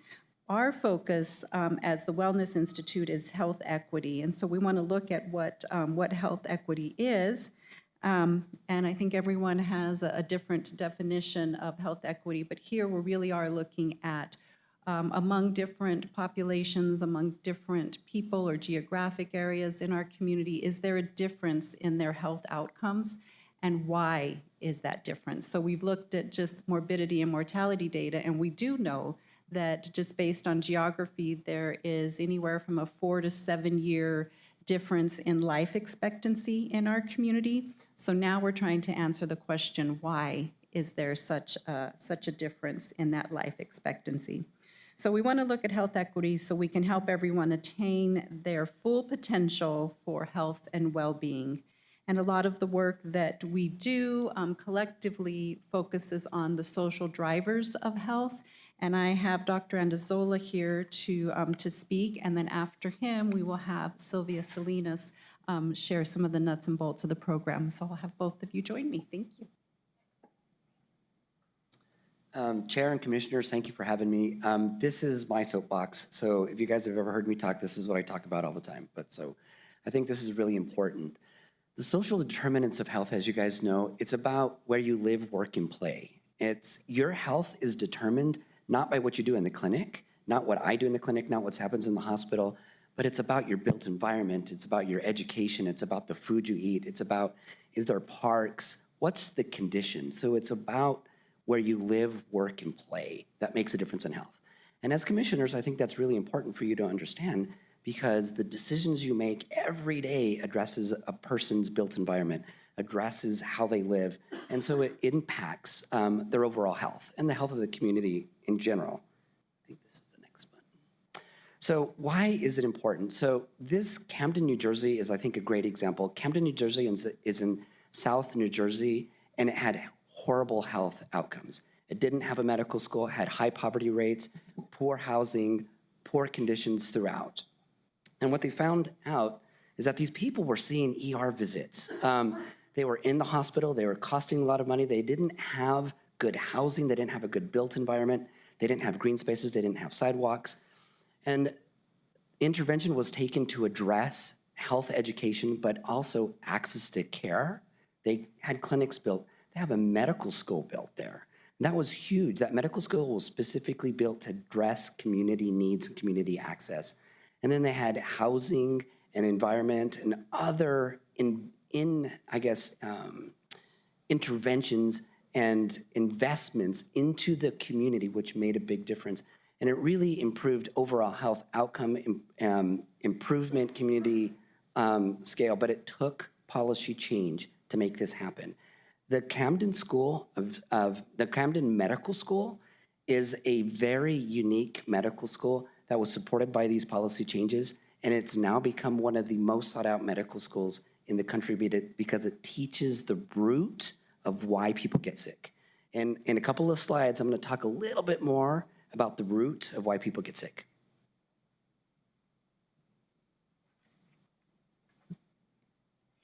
So thank you for your time, commissioners, and follow up on what Dr. Andazola just said. Let me talk to you about the windshield survey project. We have 38 colonias within Doña Ana County, and the objective of the project is to assess the neighborhood characteristics and potentially identify social drivers of health to better understand the factors that are influencing the health outcomes among these communities. But how can we assess the neighborhood characteristics and the built environment that is related to social drivers of health? We are using a windshield survey approach.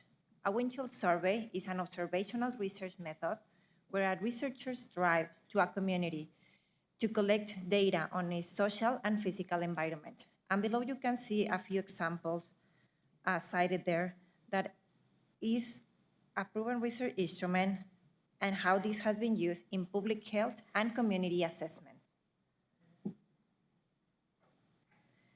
So how can we assess the neighborhood characteristics and potentially identify these social drivers of health in our community in an effective and cost-effective manner?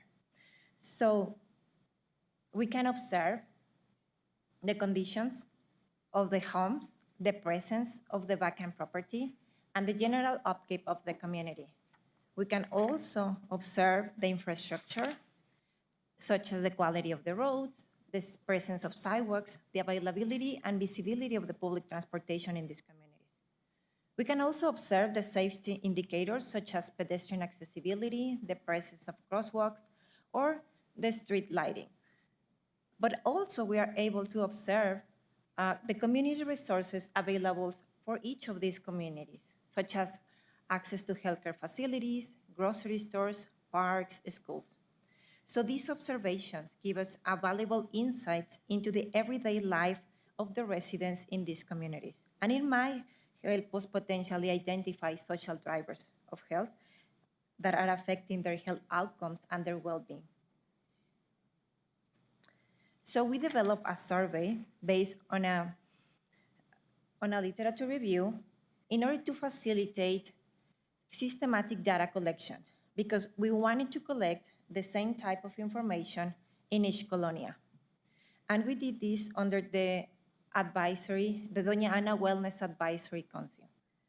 The final survey has 8 main sections, as you can see listed in the slide, and it includes a mix of open question and multiple choice. Depending on the characteristics of the colonia, the total number of questions will be between 50 and 140 items. This instrument is helping us to guide the data collection while the students drive and assess the colonias. These are the 38 colonias within Doña Ana County where we are collecting data using the windshield survey. And as you will hear in the following slides, students from New Mexico State University and Burrell College of Osteopathic Medicine are actually the ones driving to the communities and acquiring the data. They all attended a hands-on training to learn how to implement the survey. And as part of the training, we actually visit their first colonia with them to practice. Then we also provided them with material to facilitate the data acquisition. And this is an example of one of the maps that we created.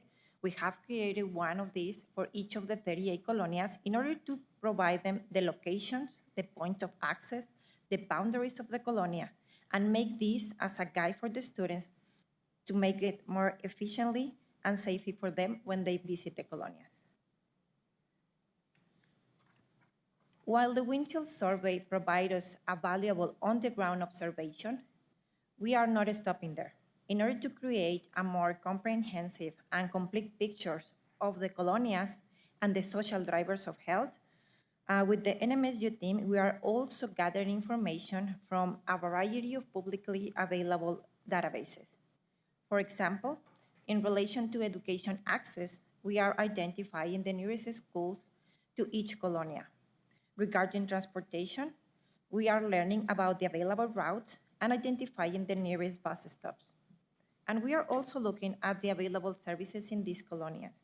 We are looking at the closest emergency rooms, the health clinics, the fire stations, the police stations, and more. And now, Dr. Adasola will continue. So I said I was going to tie the data that we're going and why it's important for education and research. We have been bringing in, first the windshield survey goes to the colonias and we're looking at what exists in these communities. What are the drivers of health? What's the built environment? What's access to services exist in those communities. If you talk to a medical student, if you talk to a practicing doctor, you know what they say? They're like, this guy never gets his medication. You know, it's difficult. This guy, he doesn't follow instructions. We used to call that non-compliant patient, right? So that patient isn't doing his job, but they don't know what that person faces every day. They don't know what that community looks like. They don't know if they have roads. They don't know if it got flooded out yesterday. They don't know any of that, right? And so I think this is really important because if a person comes to me with diabetes and I prescribe that pill, that's down the street. How do I prevent the diabetes? And I think that's the key, right? What's happening in that built environment that prevents that from happening? So how do we do this? We bring in NMSU students and public health and other health-related resources to learn about this, to be part of this, to go to the communities, to formally understand what infrastructure exists. And we're bringing in Burrell College, our local medical students, right? So they understand. And it's interesting because they're like, oh my God, this is another thing I have to do, right? Then they go and they come out and they're like, now I know. Now I know. This is why there's disease in our community. Now I know the barriers. And it's been eye-opening. So I'm gonna share the next one. Sorry for the formatting, it got funky, but anyways, I think the thing is that we have brought in BCOM students and it's been really easy working with BCOM because BCOM has created mission medicine. Their dean has said, we understand that there's something more and we need to reach out and understand what's happening in the community. We've only scraped the surface, we've only had a few students come with us, but the students have learned that there's lack of healthcare access. There's no clinic in this community. They've learned that there's transportation challenges. They've learned that there's lack of grocery stores, lack of gyms, lack of sidewalks. And if there's a sidewalk, there's no trees. And they can't walk on the sidewalk because there's no shade, right? They've learned about other social barriers and inequities, lack of education, lack of employment. And from this, they understand that that's the root of health. And we're able to understand, as they become physicians, how their work is impacted and how they can impact the health of the community by thinking bigger. Thank you. Some of the next steps, this is going to be an ongoing project. We will bring the results back to you probably in early spring, late winter. So the data collection continues. The data analysis will be done led by Dr. Salinas and her team at NMSU. And then there'll be these reports that will be provided to you, to other organizations in the county that need this information. We can decide as a county if we want to invest in this and do this annually so we can measure changes. This is a great way to kind of reinvigorate the Colonia initiative, really identify the communities that we want to work on and the community needs that we want to address because it will be quantified in this report, and then we can look for changes in that over time. So this is continuing to happen. The last group of students are doing the observational surveys right now, and then it will take a couple months for the team to put all of the data analysis together and create the reports. Again, we had great, these are some photos from the pilot tests that were done in Chaparral and Vado. Again, they take photos, they have a very consistent way of collecting the data, and we're grateful for all of the work that the students did. They also partnered with the promotoras, so they were able to get a really good tour of the different communities and get to know them. And we also have one of our BCOM students here with us today who would like to just provide their reflection. So Christian, do you want to come and join us? Thank you. Hey, good morning, all. I know that you've had a long morning so far, so thank you for hearing us out. So I'm a second-year medical student at BCOM. I actually come from New Hampshire. New Mexico is brand new to me. This project really hits home because before coming here, I was a congressional staffer. So I worked in healthcare. I have a master's of public health. So I really understand, what the guise of this project is, why they're doing it, and just understanding that we're learning what's happening in our communities now, but what we're going to have to do is see what does that mean in 10 years? What things can we implement? Resources can we put in? We won't see it right away. What I think for me, this project has really helped me understand is I'm not from here. I don't really know the area. I don't get out much, frankly, because I am just studying. This is, yes, something else I have to do, but it forces me to engage with a community I don't really know that well, and understand what are the needs, what are the presentations here, and maybe why, structurally, why we're seeing that.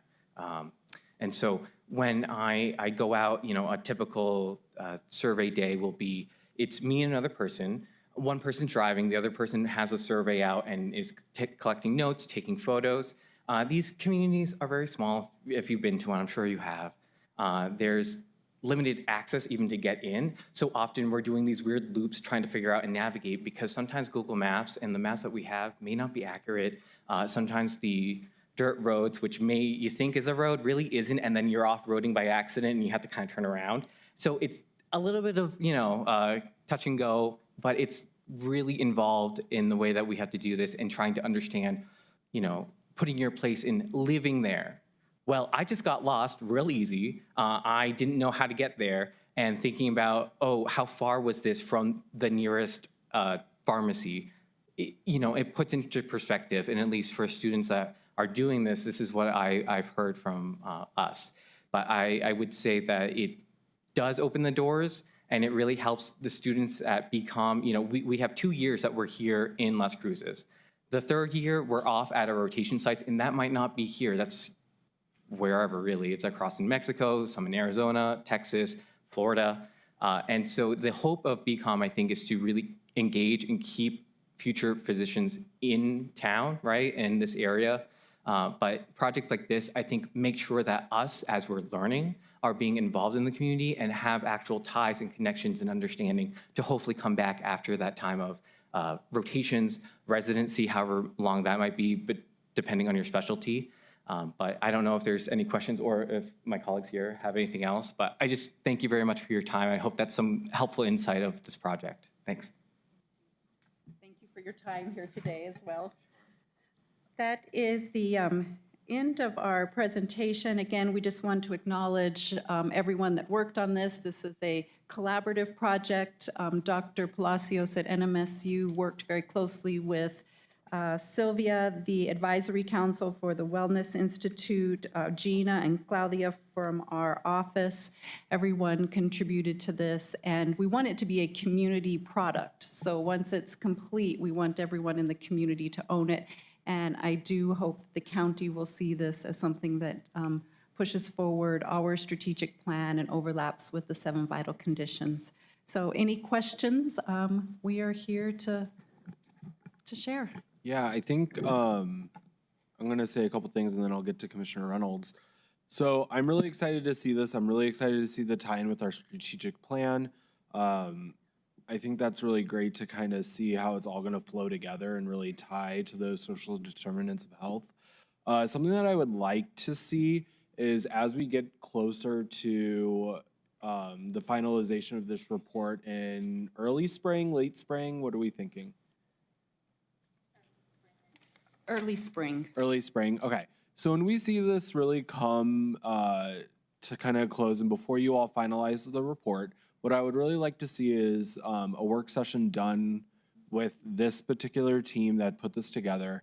I would like to see Insight come in, who's been helping us navigate our strategic plan, and all the relevant department heads that are really going to be key to kind of helping with this, Jamie. I want to see this done at a round table, sitting down.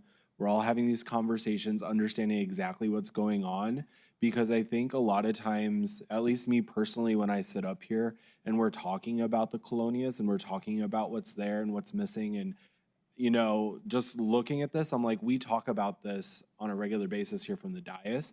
So I think bringing us into the conversation on the front end before it gets finalized, so that way if there's any key takeaways or any key objectives that the commission can help with, whether that's with dollars or that's with policy decisions or whatever that is, we can kind of help strengthen this and help really integrate it with our strategic plan. Okay, I'm getting a head shake, so I feel good now. Sounds great. But that's what I would really love to see before it gets finalized. No, absolutely. Something just as simple as the map and the geographic boundary for each colonia is something we all need to agree on, because I think you took a lot of time at the beginning trying to just identify something that simple. So having the department heads and everyone together is a great idea. Thank you. Yeah, and I think even with this too, like if something that I've really noticed is I use GPS for everything. I want to know where the speed traps are, and I want to know where there's going to be kind of traffic when I travel, even within my own county. I like to know that. I like to have a plan. So I think really, even with the maps, if it's, you can do a lot of things on Apple and Google Maps where you kind of highlight the problems and the issues for residents. So if I type in La Mesa Community Center, it's going to take me to La Mesa, Arizona. So I think like highlighting the things that are close to home for individuals to where they're on their phones doing stuff like that is also part of this picture. It's part of knowing your community and where you're at. So I think that would be really, really great. So I would really recommend that work session. I would really recommend kind of bringing everyone together, all the community partners that you have on this, but also the community members itself to make sure that, they are highlighting what their needs are as well. Commissioner Reynolds. Thank you, Mr. Chair. By the way, I want to say I echo what Chair said. I agree with him and everything he said. But I think there's something else that we're getting to here that is very valuable, and that is that we all know that a lot of the problems in areas where people are poor or uneducated or don't get enough services, food desert, we know all those things exist. The challenge we have is how to identify, first, where they exist, and then secondly, anticipate what the impact on the long-term health is for the community and the people. I know, being from Kentucky, we have similar situations there. One of the things that I've noticed in here and there too is when you don't have good health care, you don't know what you are facing with your environment, with your behavior, with the way you eat, with the activities you do or you don't do. So if we don't figure out a way to better reinforce health care and daily routine health care, meaning you get to do your visits when they're needed. My doctor wants for a long time because I will say I lost 6 family members to diabetes year before last. Okay, and all of that is preventable. But if you don't make those regular meetings with your doctor and keep track of where you are, then it sneaks up on you. And the next thing you know, before you realize it, your diabetes is actually caused sclerosis of the liver, which is deadly. You can't get past that. Liver transplants, but that's hard to do. The point is that as we capture this data, I think it's important that we recognize first what the risks are, what the situations are, what you guys are doing, and I think I applaud that 100%. But I think the next step is that we, the county, have to figure out ways that we can actually participate in this so that we can provide that ongoing regular health care so that they keep track of what's going on. It was actually about 20, 30 years ago, my doctor said, you're pre-diabetic, I'm going to put you on metformin. And I said, is there anything I can do about it? And he says, well, if you continue the way you're going, no. And I said, well, what do I need to do to get off of metformin? And my doctor said, lose 30 pounds. So I knew what my goal was. I knew what I needed to do, and I did it. And so I stayed off of metformin, didn't have to go on diabetes medicine. And I think that we need to make sure that that's available for every citizen in the county. And I think the county has to figure out a way to take responsibility for that and figure out ways to make that happen. But we certainly need more health care and more clinics that they can go to so they can track it without having to pay through the nose to do it. And I think what you guys are doing here to identify these factors and help us to prioritize those will help the county to be able to actually actively participate in the well-being of everybody, especially in all the colonias where they don't have the services and the food deserts and things that we are trying to address. So I think what you're doing is so critical to the future of this county and the people of this county and the constituents. tell us how we can help. Tell us how we can make it real. Thank you. Thank you for that. I mean, I really wanted to say thank you for joining me on my soapbox because that's exactly where I live. It's not just the infrastructure, but it's also the care. And I think what's important about that care is what care. And so for me, primary care is the issue, right? And how do we support that and how do we build that and how do we do that? Preventative care and having doctors in the community that are actually, practicing upstream before you have cirrhosis of the liver. Yep. And so I think, and your example is exactly right. How do I give you opportunity to have healthy diet, lose weight, exercise, and what kind of environment allows that, and how can I guide you on that path? And it's something else that we're working on, and I know that the GO bond, sounds like a pie in the sky, but one of the things that we're in our discussion about the GO bond is trying to figure out ways that we can actually provide more services in the community that actually provide for a more healthy environment for them to live in. And it was John Munoz at the breakfast we had the other day. He had raised the question. He said, if I could bring in medical people in the county, okay, who would we focus on, and who would be the first doctors that we would bring in or nurses we would bring in? And he said primary health care. If we don't have primary health care, where all the maintenance is actually done, then everybody suffers, and we can have all the specialists, who may do all the things that's necessary to care for problems once you find them, but it's the preventive care that we have to get ahead of in order to change lives. That's exactly right. And so and your all study is going to help us to have the information we need to know where we have to apply our resources in order to make those changes. And I think this is so valuable that we all have to get behind it. Thank you. Thank you. Mr. Chairman. Yeah, Mr. Commissioner Sanchez. A couple things to note, and I hope we get this updated. There's actually 40 colonias in the county now. That's an old map. Village of Hatch, Town of Mesilla, also declared or have been certified as colonias. So I hope we don't leave those communities out. I'm looking forward to this. I think, as the chair noted, if this is going to be in the early spring, I think it ties in at a very critical point for our calendar, which is the beginning of our budgeting process for the next fiscal year. And I think as we continue to tie in our budget around the strategic plan, I think that's the perfect time for us to figure out what are the key deliverables, what are going to be the goals and actions we take, and then how are we going to build that into our upcoming years, the upcoming fiscal year's plan.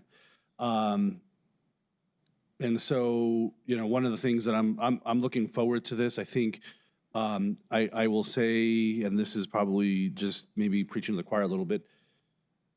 Here in the United States, our health system is broken. It's just broken, and I appreciate the while we talk about access, part of the issue with access is the ACA and a lot of these other, everything that legislation that was supposed to help us has not helped us, because we see people either unable to still afford health plans with subsidies, or they get onto healthcare plans that have huge deductibles that put them into huge debt when they end up needing to go to the hospital, which means they don't get the help they need. They don't do that. So, I think access and figuring out and understanding the dynamics or demographics, of our community and how we can help, whether that's through the indigent fund, through the FQHCs, whatever it may be, that we can use to bring that access, telehealth. I think when we look at infrastructure it doesn't even have to be brick and mortar, what can we do? And I'm curious to see, especially with, I think, some fresh eyes to figure out what is it that other communities are doing that we can bring to our residents and being able to do that. But I also think as noted, we highlighting in some of our colonias in the community, what is the key infrastructure that we are missing? If it's, like we said, sidewalks, lighting, just like a green space, something of that nature, I think would be excellent to note, because You know, I think if I'm not mistaken, one of the pictures that we had with the tour of the Hatch Valley was there in Rhodey. And outside of the old historic church there, we don't have something in Rhodey. We have to go, those residents have to end up going to either Rincon or the Hatch. And so if we want people to be able to come out and, you know, have some outside time, whether youth or elderly or, you know, we need to create those abilities to access that. And so, you know, I think even the next piece that I would say is, and I'd be curious, I don't know if we'll look at it, but public transportation, is there something that we can bring to bear with the South Central Regional Transit District? Because I know while we've expanded routes across the county, we don't hit every community. And so, you know, that's been a big piece of you know, creating access is those routes. We have made it fare free along with the city of Las Cruces with Roadrunner, where you can get onto a public bus and just ride across the county and get to where you need to go. But like I said, not every community has access. So I think I'm excited for what this can bring forward. And I think, like we said, if we bring that with a work session and bring it into for our next fiscal year's plan, you know, what can we do now? What do we do in year 2 and year 3? But I'm excited to be able to start bringing in this type of data and building it into what you know, the strategic plan and our actual budgets. So, but I'm excited.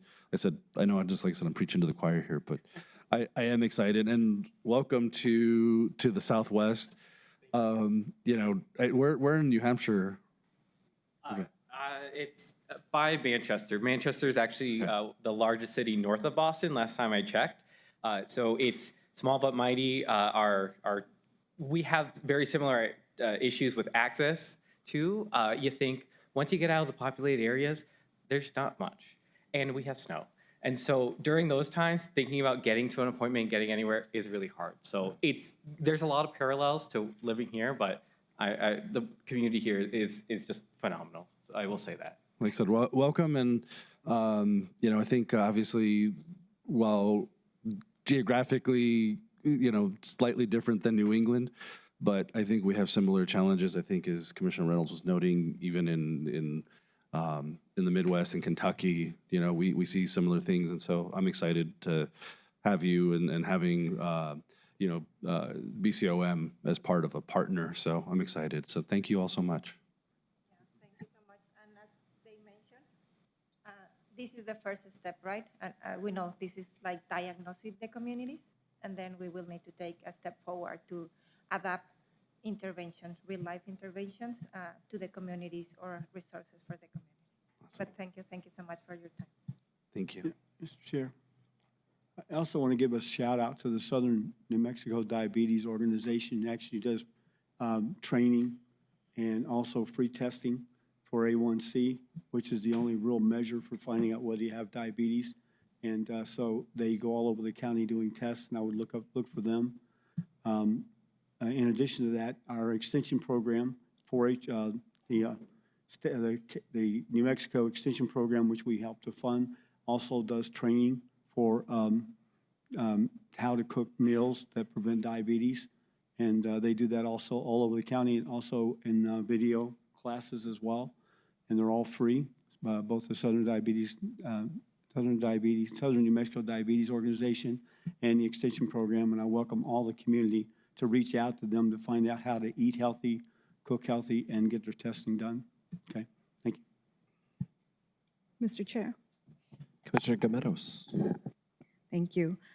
I just want to share with the board that yesterday, Jamie and staff, along with our chair here, we met with some cancer patients and their families yesterday to discuss the issues that they're having accessing proper health care due to not being insured, you know, the pitfalls that they have. And, you know, it was sad just to hear what they were going through, you know, just to have a diagnosis of cancer is very fearful, right? You don't know if you're going to live or die. And having to wait for treatment. That was one of the big issues that these, many of them were going through, where, an individual waited like 3 months to start getting some chemotherapy, and they literally had to go to Albuquerque to get this done, because here they were taking long to just even get that service, for them have an appointment. And by the time they did get up there to Albuquerque to have this treatment, the doctor, at the end of her treatment, it was like an 8-month treatment. At the end of the treatment, they didn't want to tell her at the beginning. He said at the end, I just didn't want to tell you that when you came, you had 3 months to live. He goes, but I didn't want to, he didn't want her progress, hopefully that she would have a progress in that.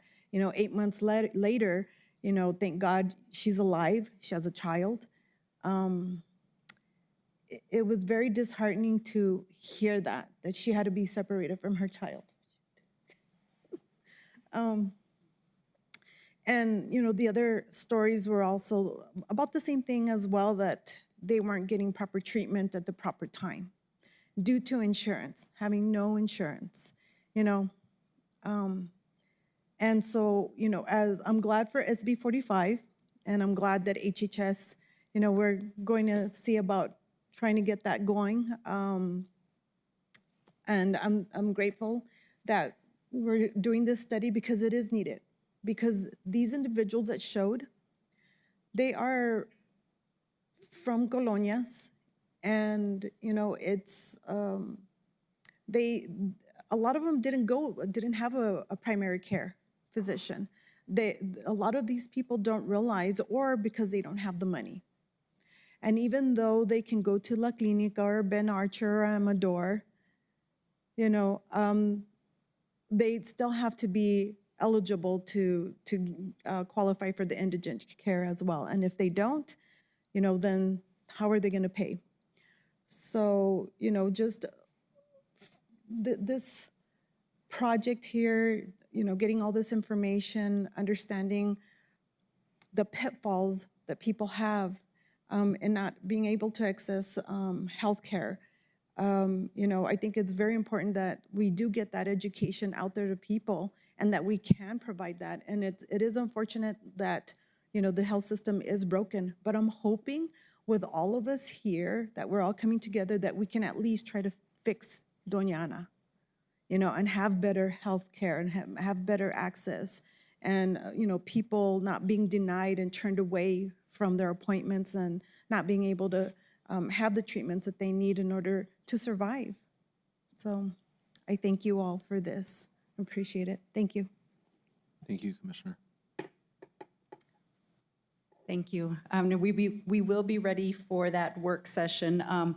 The healthcare system is big and complicated, and I think everyone agrees it's very difficult to navigate regardless of the resource or the privilege that you have. So there's a lot that needs to be done with the healthcare system. We're all grateful we have a healthcare system. When I need my doctor, I'm glad that she is there. But with this work, we're really looking more upstream and trying to keep people from getting into, downstream, keep people from becoming more ill. But everything that we're addressing upstream will also create a better infrastructure. So if you do need to access the healthcare system, there is childcare, there is transportation, there are the resources, so it makes it even more successful. So focusing on these upstream social drivers of health helps the entire continuum, and it is something that is squarely within county government's authority, squarely within our resources and our reach. So that's why I'm happy that you all have embraced this, and I again want to thank our Chair, Dr. Andazola, Sylvia, the work that you're doing, and we couldn't do it without the students and the people out there actually doing the observation work. So thank you all for your time. Thank you. Thank you, everyone. We appreciate you. And we'll be looking forward to the work session dates. It'll be great. Okay, next up we do have minutes, where the county commission is being asked to approve the minutes from August 26th and the work session on September 2nd. Commissioners, you can do this one at a time, or you can do it in one fell swoop. It's all up to you. Mr. Chairman, I'd like to move approval of the minutes from August 26, 2025 in the work session on September 2nd, 2025. Second. Oh, I love it. Thank you, guys.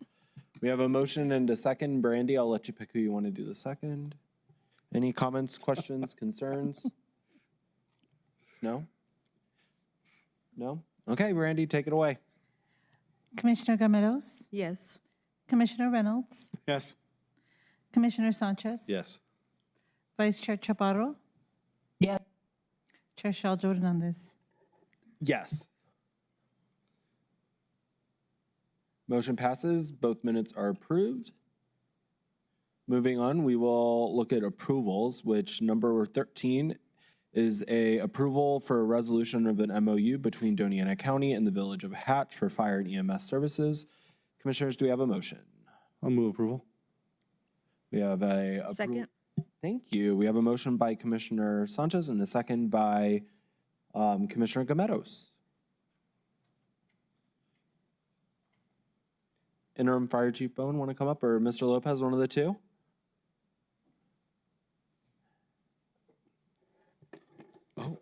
Thank you, Mr. Chair. Commissioners, Andy Bone, Interim County Fire Chief. So today before you, you have a resolution to permit the county manager to negotiate and sign an MOU between Doña County and the Village of Hatch in order to provide fire and EMS services to the village. So basically, over the last several years, we have had a major issue with volunteerism. We have seen the number of volunteers diminish drastically. And in order to address that, we staffed the fire station in Rincon, New Mexico with career staff last year. That definitely helped the northern area, but we have seen that that career fire station is responding to the village of Garfield and the village of Hatch on a normal basis. The average response time is 31 minutes to Garfield. So we are seeking to enter into this agreement with Hatch in order to more centrally locate that career staff. So that's what we have in before you, and we'll stand for any questions. Awesome. Thank you so much. Commissioners, any questions? Hey, Mr. Chair. Yeah. I would just say that this is actually something that we are certainly capable of and need to do, and it's desperately needed in Hatch. I mean, we already do it for Anthony, and provide some services down there. So yeah, I think that we should do this. Thank you, Commissioner. Okay. Well, Commissioners, any other questions? No? Do we have any public input on this? No?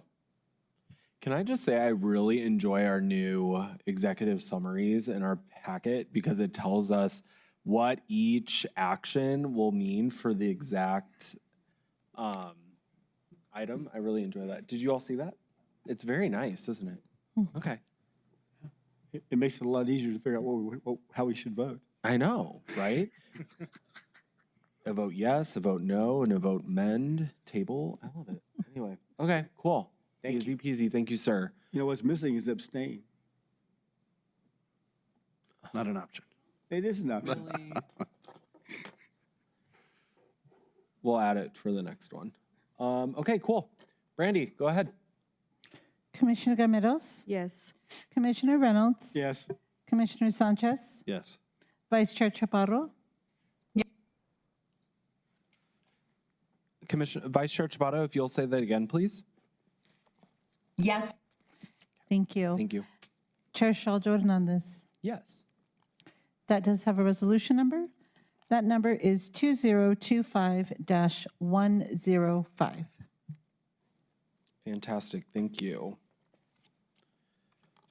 Okay, moving on, we do have an authorization to publish notice of hearing, title, and general summary for Local Development Act LEDA ordinance approving reduced permit fees for Project Jupiter.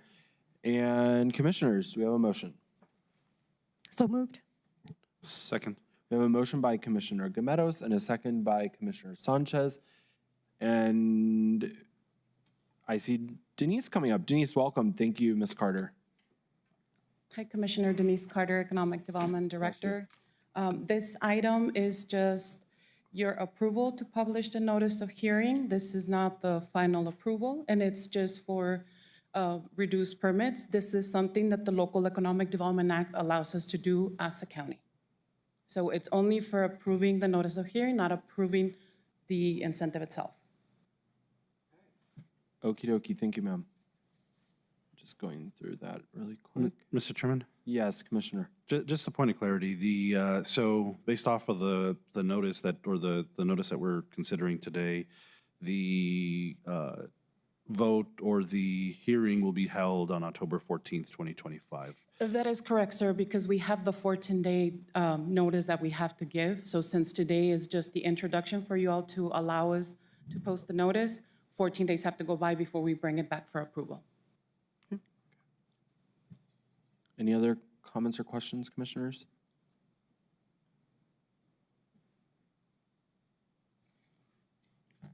Seeing none? None? Okay.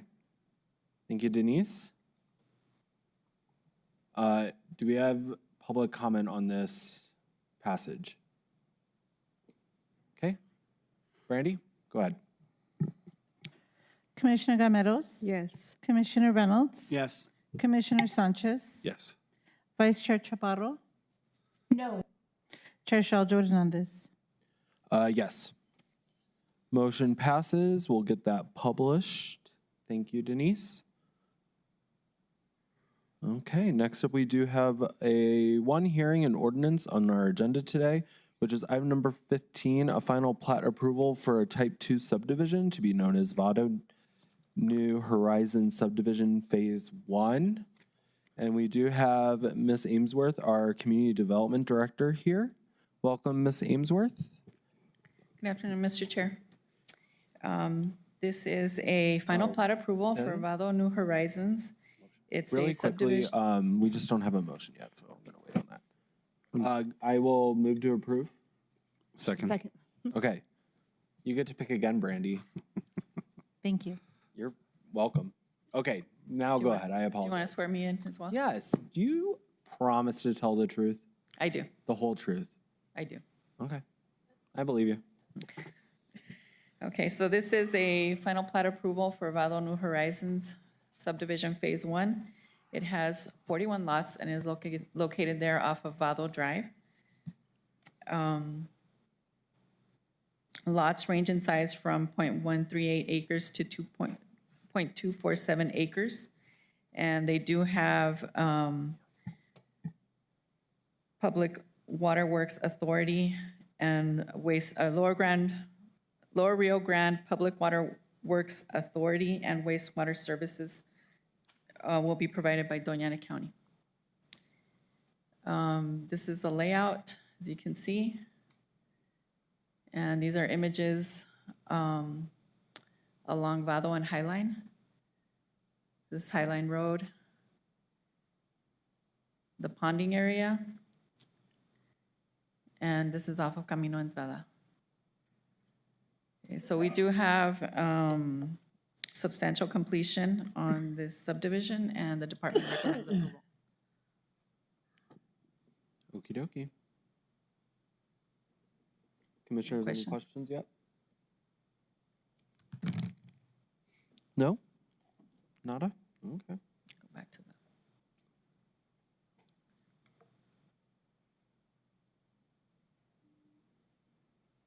Okay. Do we have anyone here that wants to speak on the project today?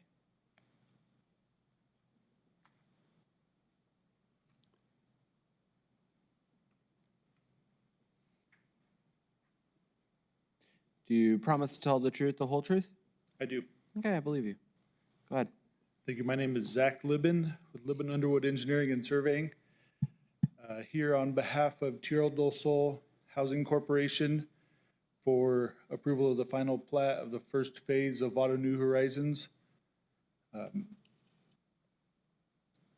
Similar to the earlier discussion on the Colonias, Tierra del Sol supports the vision of helping lower income families achieve housing And these families grow equity in these homes.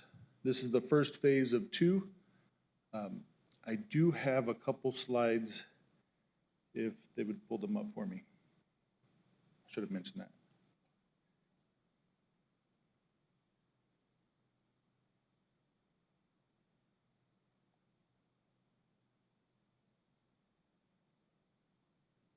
That's great. Thank you very much. Again, the same vicinity map. This is just to show it was originally preliminary plat as 3 phases and it was been built as 2. Phase 1B is soon to be submitted for design review, but we're focused on phase 1 today, which is 42 lots. And that's the same final plat. Oops.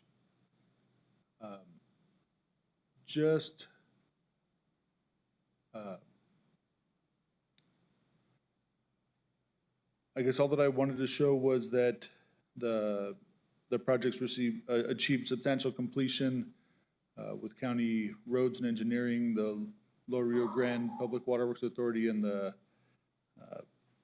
county utilities.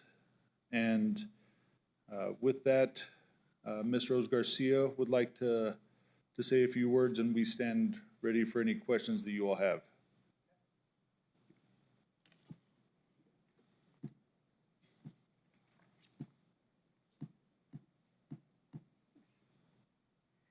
Good morning. Please raise your right hand. Do you promise to tell the truth, the whole truth? Rose Garcia. Do you promise to tell the truth, the whole truth? Yes. Okay, thank you. We believe you as well. Go ahead. Okay, Rose Garcia, Executive Director of Tierra del Sol Housing. Mr. Chair and members of the council, I really want to thank you for the many years that the county has worked with us on this subdivision. It's been at least 6 years that we've been developing the subdivision, and it's a large development master plan of 97 lots. And because of financials, it is best to split it in 2 pieces. And this is for the workforce families in the area. Many employers have trouble keeping employees to be stable in the area.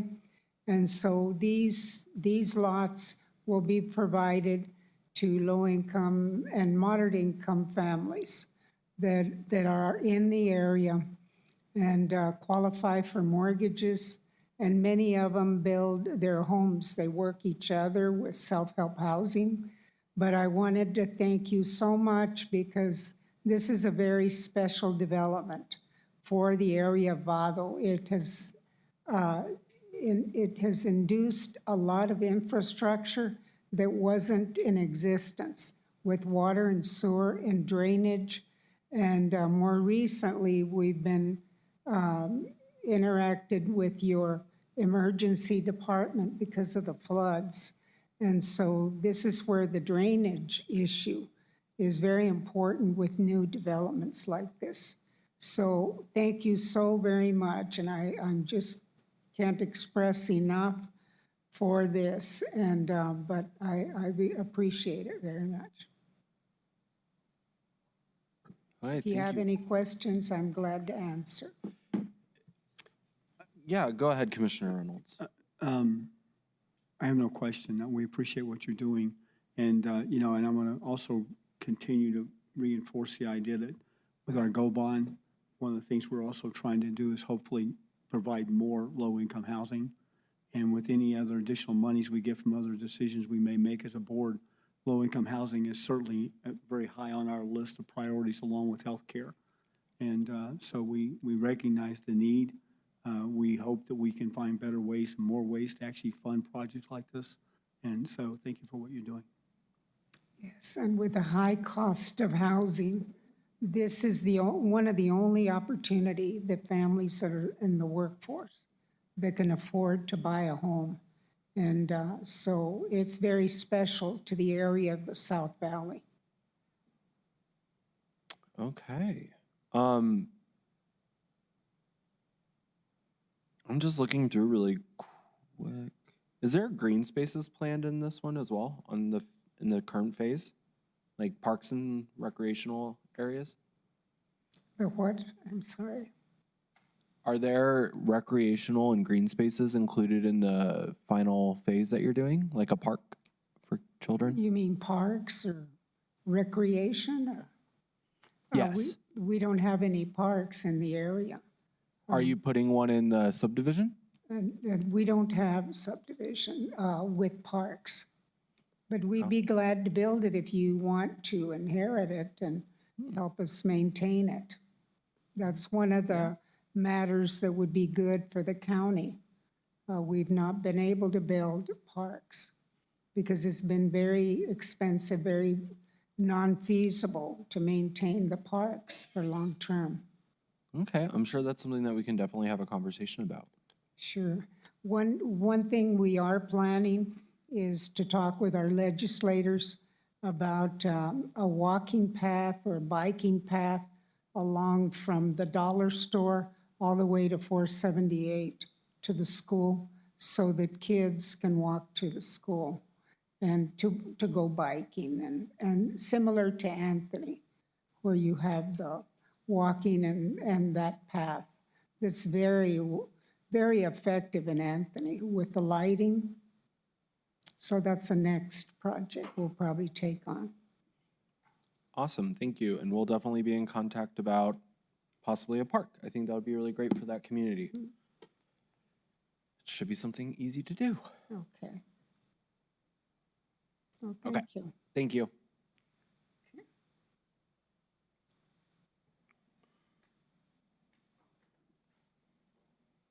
Okay, any other questions, commissioners? No? Any public comment? Mr. Chair, I'm sorry, I do have a question. Yeah, of course, go ahead. I know we have in a few of our communities, we do have parks. Okay, if we do make that part of the construction of a development, is it something that we as a county can take on? And do we have anything in our UDC that actually supports that? We don't currently have a parkland dedication ordinance, but we have had some discussions at the staff level about bringing something forward for consideration. I think we should, so we can establish some sort of guidelines and some sort of priority about how we do that and work in cooperation with these developments. Because going back to the healthcare issue we talked about before, obviously having recreation, places to walk, and things like that are very valuable in these communities. And if we're going to deal with low-income housing, I think we should try to figure out a way to help to do that as part of the county's responsibility. Thank you. Yeah, I agree. Up here as well. I'd love to see that as well, particularly with the emphasis on quality of life and economic development so much recently. We'll get to work on it. Sounds good. Okay, no public comment? Brandy, take it away. Commissioner Gameros? Yes. Commissioner Reynolds? Yes. Commissioner Sanchez? Yes. Vice Chair Chaparro? Chair Sheldon Hernandez? Yes. Motion carries. Thank you. We're in business. If you want to put in a park, let us know. Figure it out. Okay, next up, we do have commission input follow-up. Commissioners, anything? No. Okay, correspondence, Brandy. Correspondence, we have one, Naomi Laycock versus Doña County.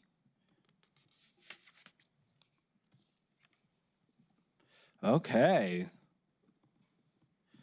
That concludes our regularly scheduled meeting, but we do have a closed session on the agenda, so I move that the board may convene in closed session regarding a limited personnel matter, the purchase, acquisition, or disposal of real property and water rights to discuss information that is covered by attorney-client privilege pertaining to threatened or pending litigation as authorized by the Open Meetings Act, Section 1015(1) H278 NMSA 1978. Do I have a second?